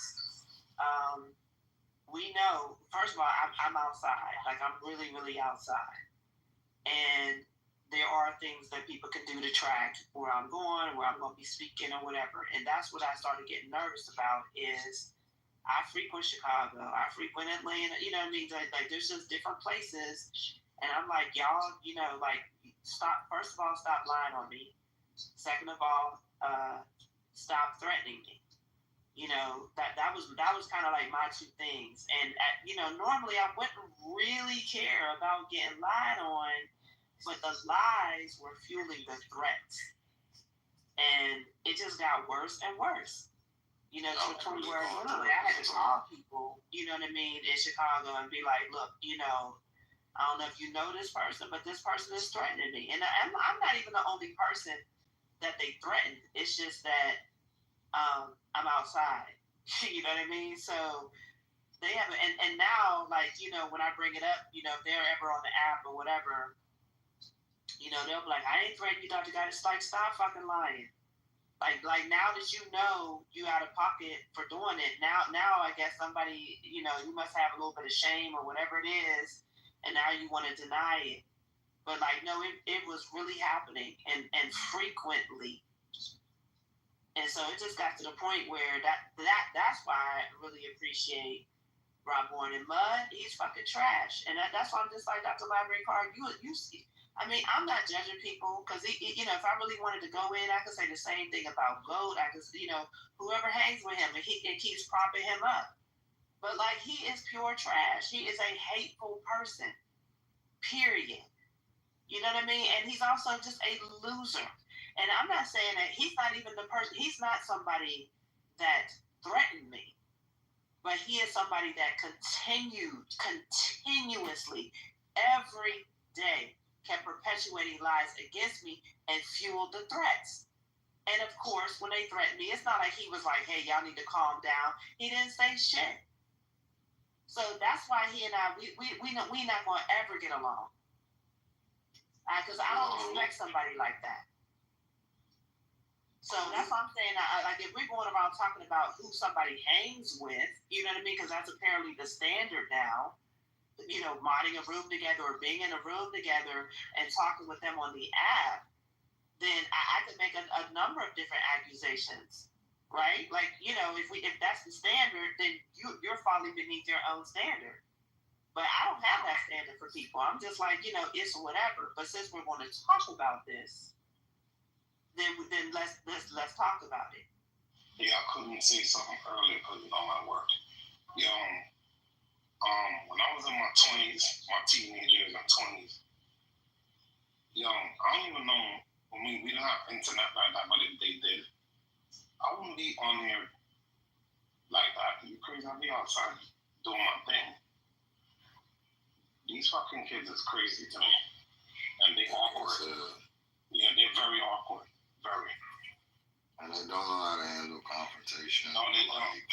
And I don't mean like fighting, but you gotta learn how to like speak up for yourself. Especially to me, if you are like a alternate, like if you gay or whatever, you gotta nigga speak up for yourself.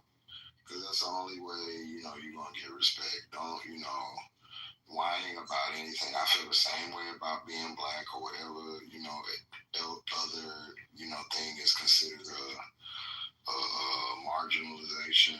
You gotta, all that whining and shit ain't gonna get you nowhere. Listen, just, I get a lot of girlies don't be liking me. Because I'm the one that be saying that I'm sick of y'all always fucking crying about fucking, you know how they be crying and talking about femicide and all that shit. And granted, it's happening, but are you gonna cry when the nigga pull up on you, or you gonna fight him? Are y'all gonna keep crying about how dangerous men are? You gonna be dangerous, sir? And it'd be crazy because you don't want to sound insensitive because, like, I do care about issues, but I just feel like, I don't want you to be the victim of everything. Like, I just can't be no victim. And do something about it. Like, you gotta do something about it, period. That's how I feel. And doing something about it is not like, oh my God, can you believe this? Acting like a white lady. Right. Like, I just don't be understanding that. Like, I am appalled. Okay, so what? They don't give a fuck. And that not everybody is even young. Like Mark Carter, he is like, for me, public enemy number one. He is the Mark Carter. He's the one that was like begging Trump to come to Chicago. He's King. Yeah, I mean, he was the main person threatening me on the app, and he used to brag. He used to brag all the time about how him and some other guys beat up this gay Black Lives Matter activist who was leading a march. And he was real fucking proud of it. I used to cuss him out at just even out that alone.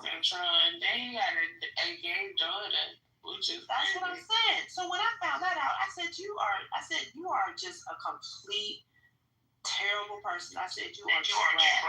It's your own daughter.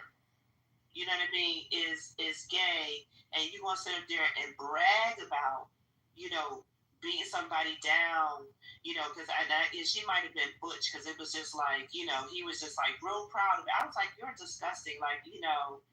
And he's like, you know, I mean, we did the same thing. Like, listen, you're not gonna come here and run that mouth. Do the same thing to you. You did, you know, and I went ballistic. And he threatened me several times. I think I don't wonder if that's that same dude. He was like, well, because if it was up to me, you wouldn't be here. I said, bitch, you have a hard time getting me about this motherfucker. I guarantee you that. And come to find out, this dude is like 5'2". You know, he's just a terrible fucking person. Like a lot of them, they moved to Twitter, and I'm so glad. That's the only reason why we're not on here, like, still beefing. But like, if you think about the Essence Festival and how the discussions have been on this app, it was just like that, just times 10. And they're just crazy. They're just illogical, just terrible fucking people, xenophobes,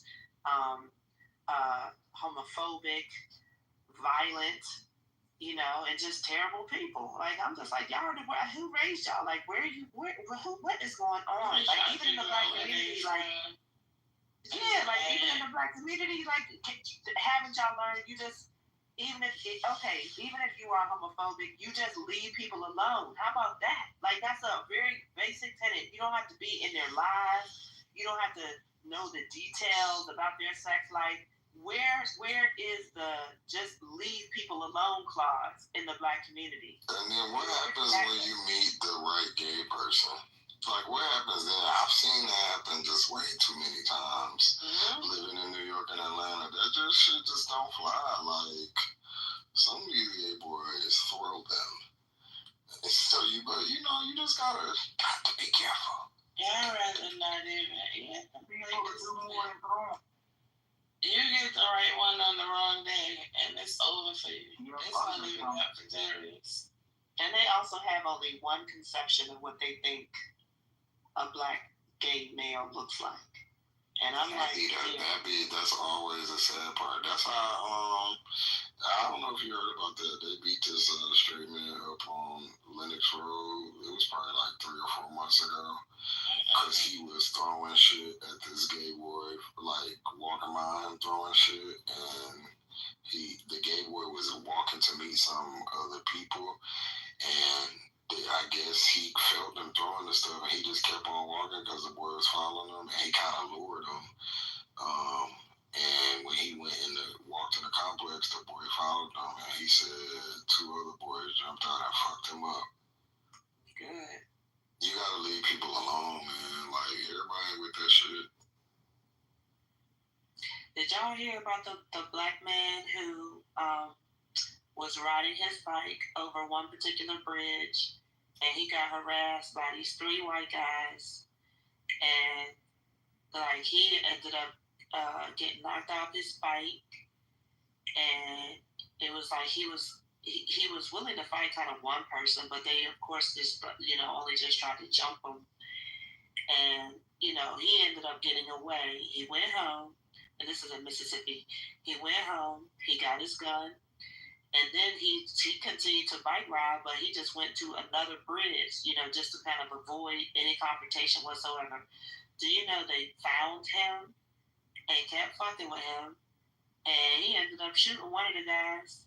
And the guys, he didn't die or anything, but they all got arrested. Now it's going to be like a whole case. But it's just like you tried to charge him. Okay. So this conversation was about homophobic and getting dudes on the app. Well, yeah. I just mentioned that because Just said you're gonna meet the right person one day, but yeah. Yeah, I mean it's. I know Dap and Brooklyn know about them New York gays. Yeah. Boys is not playing like Just I'm from New York. Oh yeah, them boys is not playing like that. You get some buck 50s real quick. Is one of them, child. Listen, he is off the chain online, setting it on people every day, and he's a millennial. He ain't even young. He like some shit, but he is off the chain. Look, they got a gay gang here called the So Coinsies, and then they all dress like super feminine. They be murking niggas. Oh, yeah. They really be beating niggas the fuck up for real, and then be recording it and putting it on YouTube. And so I be telling people they be beat this nigga up in some Fendi, that's how they be on the thing, and niggas be embarrassed, and they got 2 or 3 known niggas out here, and it just ain't worth it, bro. I don't even want to get beat up by them niggas. Now you done got whooped, and you online. I'm gonna find their page, Brooklyn. It's so funny. They got you know what killed me about those type of gay guys? They always ready to pop off. They always they are on the train, and they always have something to say. I don't like to back and forth, and then when they hear my accent, they figure because I'm not homophobic, so I'm over that. I'm too old for all that bullshit, and I'm over it. I'm one of them Jamaican, and I'm over that shit. So when they hear it, so I don't like to do too much backing and forth because I don't like to argue. So I would say something to shut them up real quick. Gay, those not gay men like Just. Those type of gay dudes, they like a woman that always have to have the last word. So when they say stuff, I walk them out. I don't have time for that shit because I'll kill you. So I leave them alone. I don't mess around gay people like that. Some of them you would have to you would really I got a homeboy named Frank. He got shot in his chest outside the Walmart, but that's because, and I understand. It happened in Virginia, but he was explaining to me, and I was like, you really don't have to, because I already know how it went. And I know why he's like this, because, niggas made it hard for him, you know what I'm saying? But you get into it with that man, you're going to have to knock his teeth. You're going to have to make him physically shut up or get in your car and drive away, because he's not going. He just is not, and it'd be like a chip on some dude's shoulder. And I get why they got it, but I just be hearing how some dudes talk about how they gonna do some straight niggas, and then I be knowing some gay niggas. Well, that happened to me though at work one time when I was I worked at this call center, and down here the gays work at the call center. That's where they work at. And I don't know what happened. I really don't even remember what happened, but the boy thought I wasn't going to fight him. He had the right one to me because I was he was bigger than me and everything, but I didn't give a fuck. He thought he was all in my face talking shit. I got my little ass up and was ready. Because one thing about me is all these things around is death and cheers, and I'll bite you. Don't play with me, okay? But yeah, I done been in those situations too before, and I just had to be I don't like to argue with nobody in public. I don't fuck with the gays like that. I don't even be arguing with them at all. I just you got it. Them niggas be clever too, I never had a fight with a girl. I never had a fight with a girl except one. This girl named Danielle, but I was young, and she just pushed me out the line, kind of punched me in my face. And my mom was like, don't hit girls. So when I came home, my mom was like, what happened to you? Why is your eye swollen? And I was like, well, this girl named Danielle punched me in my eye and, broke me a line. She you ain't do nothing back? And I'm like, no, because you said don't hit girls. And my mom was like, don't let no girl beat you up. So my godmother had pulled me to the side, and she was like, what Danielle look like? And I told her, she big. She was like, she bigger than you? And I was like, yeah. She was like, when you get in class tomorrow, you see Danielle, you knock the shit out of her. She was like, I wouldn't let nobody tell me either. She said, "You don't stop till she fall on the floor." That's what I did. I got me sitting on top of something. Shit, for real. My teacher was like, "Now, why would you hit that girl?" I was like, my godmother told me to do it. Well, my grandmother always told me to keep my hands to myself. And if somebody hit me, if anybody hit me for no reason, get their ass back. So that goes for anybody, age, color, fucking creed. I don't care. It's like automatic. It's like in my mind, it's my reflexes. Like I'm gonna hit you back, even if I ain't intended to. Right then and there, if you hit me, that's all you ever get. Like I ever did to like a haunted house, and you know how to. Well, you done got kicked out. I got kicked out of one too. For pushing for us grabbing this man with the cause he had the chainsaw and I didn't know they don't have chains in him. He kept coming close to me. And I just kept saying, I don't like that. And I was like, stop man. He like ran at me. Don't play with me. They put me up out of there. One of the motherfuckers grabbed me. I think I'm the reason why they changed the rules. Like they can't touch you.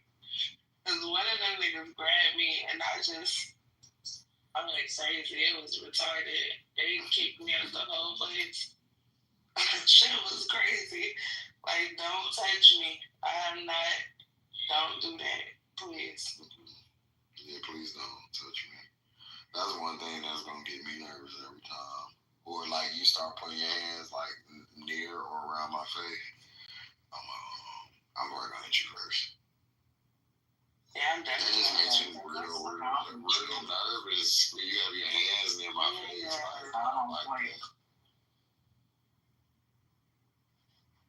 If you need somebody, they gonna learn to leave you alone. Cause I know when I got bigger and stronger and folks used to pick on me when I was a kid and skinny, all that stuff changed. People stopped picking on me when I started beating them up. They left me alone. I didn't go looking for trouble, but I got tired of people picking on me and making fun of me. And I learned how to fight it. All that stuff came to an end. People left me alone because I don't play with people. I'm done with people, thinking they can put their hands on you and then you're not going to do nothing. Like I told a woman that hit me, good luck, because I knocked her straight in her head and she went sleep. I don't play that. Don't hit me and then don't think I'm not going to hit you back. And I'm sitting down and you trying to hit me. And I'm sitting down, not doing nothing to you.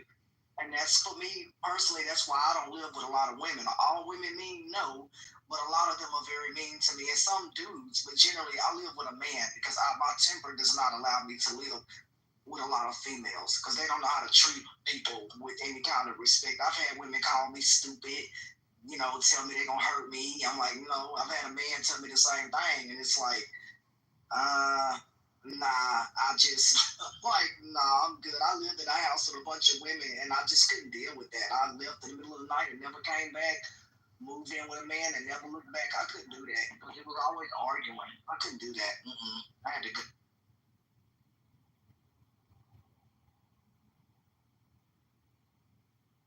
Well, I've never been the type to start shit. I talk shit. Yeah, I talk shit. Big shit, buku shit.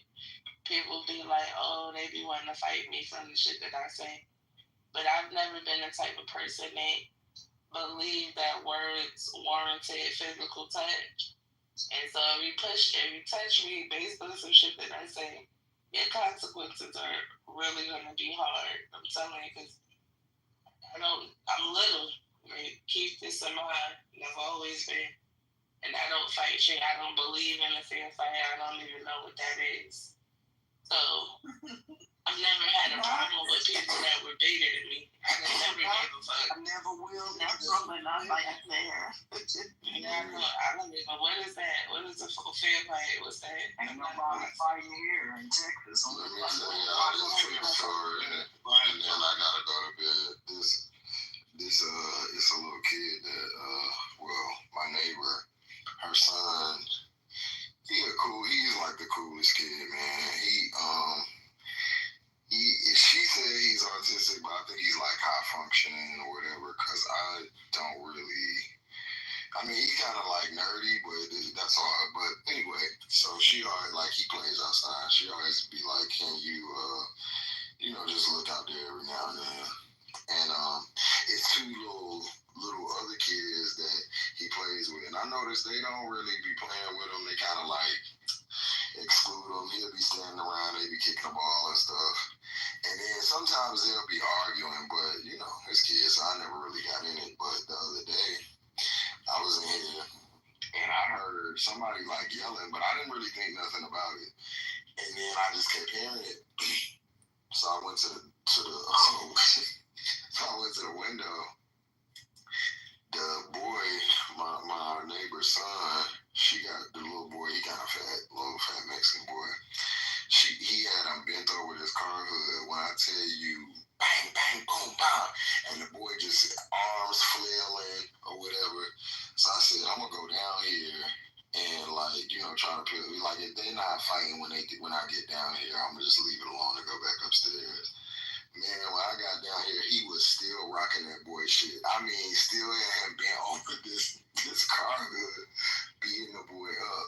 So when I went over there to break it up, man, if y'all could have seen this boy's face, you remember the episode of Martin when he fought Tommy Hearns, and he was like real lumped up. Yeah. That's how the little boy face looked. Oh no. It looked so bad. And so when I seen it, I was like, "Oh!" Like it scared me. And so I said, "What happened?" He was like, "I told him to leave me alone a lot of times." And this little boy mom came outside and she just instantly started crying like, "What happened? What?" Like he beat the lights out of that boy.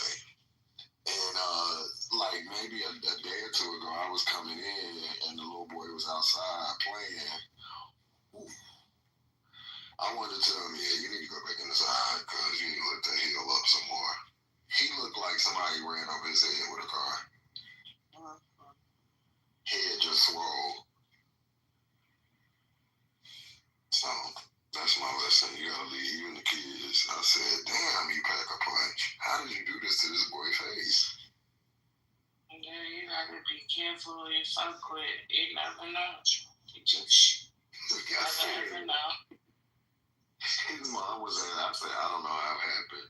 She said they said he had him pushed back over the hood. I was like, he did. Was you proud that you were a fan? I was just like, you can't be doing stuff like that. But he's like, he was like, I even told his mom. If you were secretly like, yeah.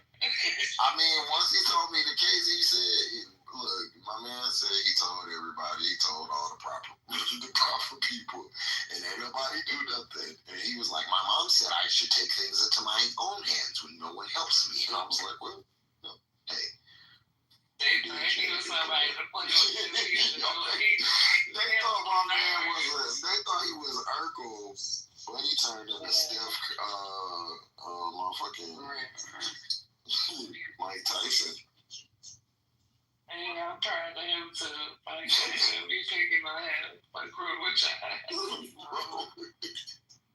You just imagine trying not to laugh. When I seen that little boy head, I said, man, what? And they said they next to him now. I was like, did this nigga have on like some brass knuckles? Nope, just hands.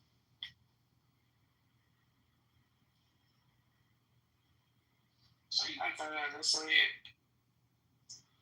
Me too. I was 444. Wow. We got the man.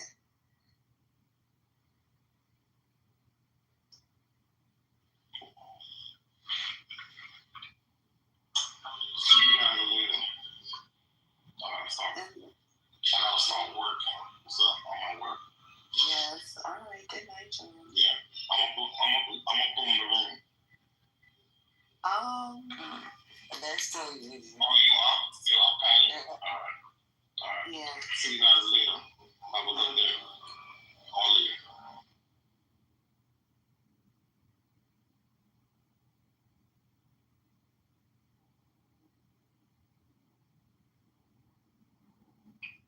Are you still on music? I might be booming to be honest. Hello? Guess not.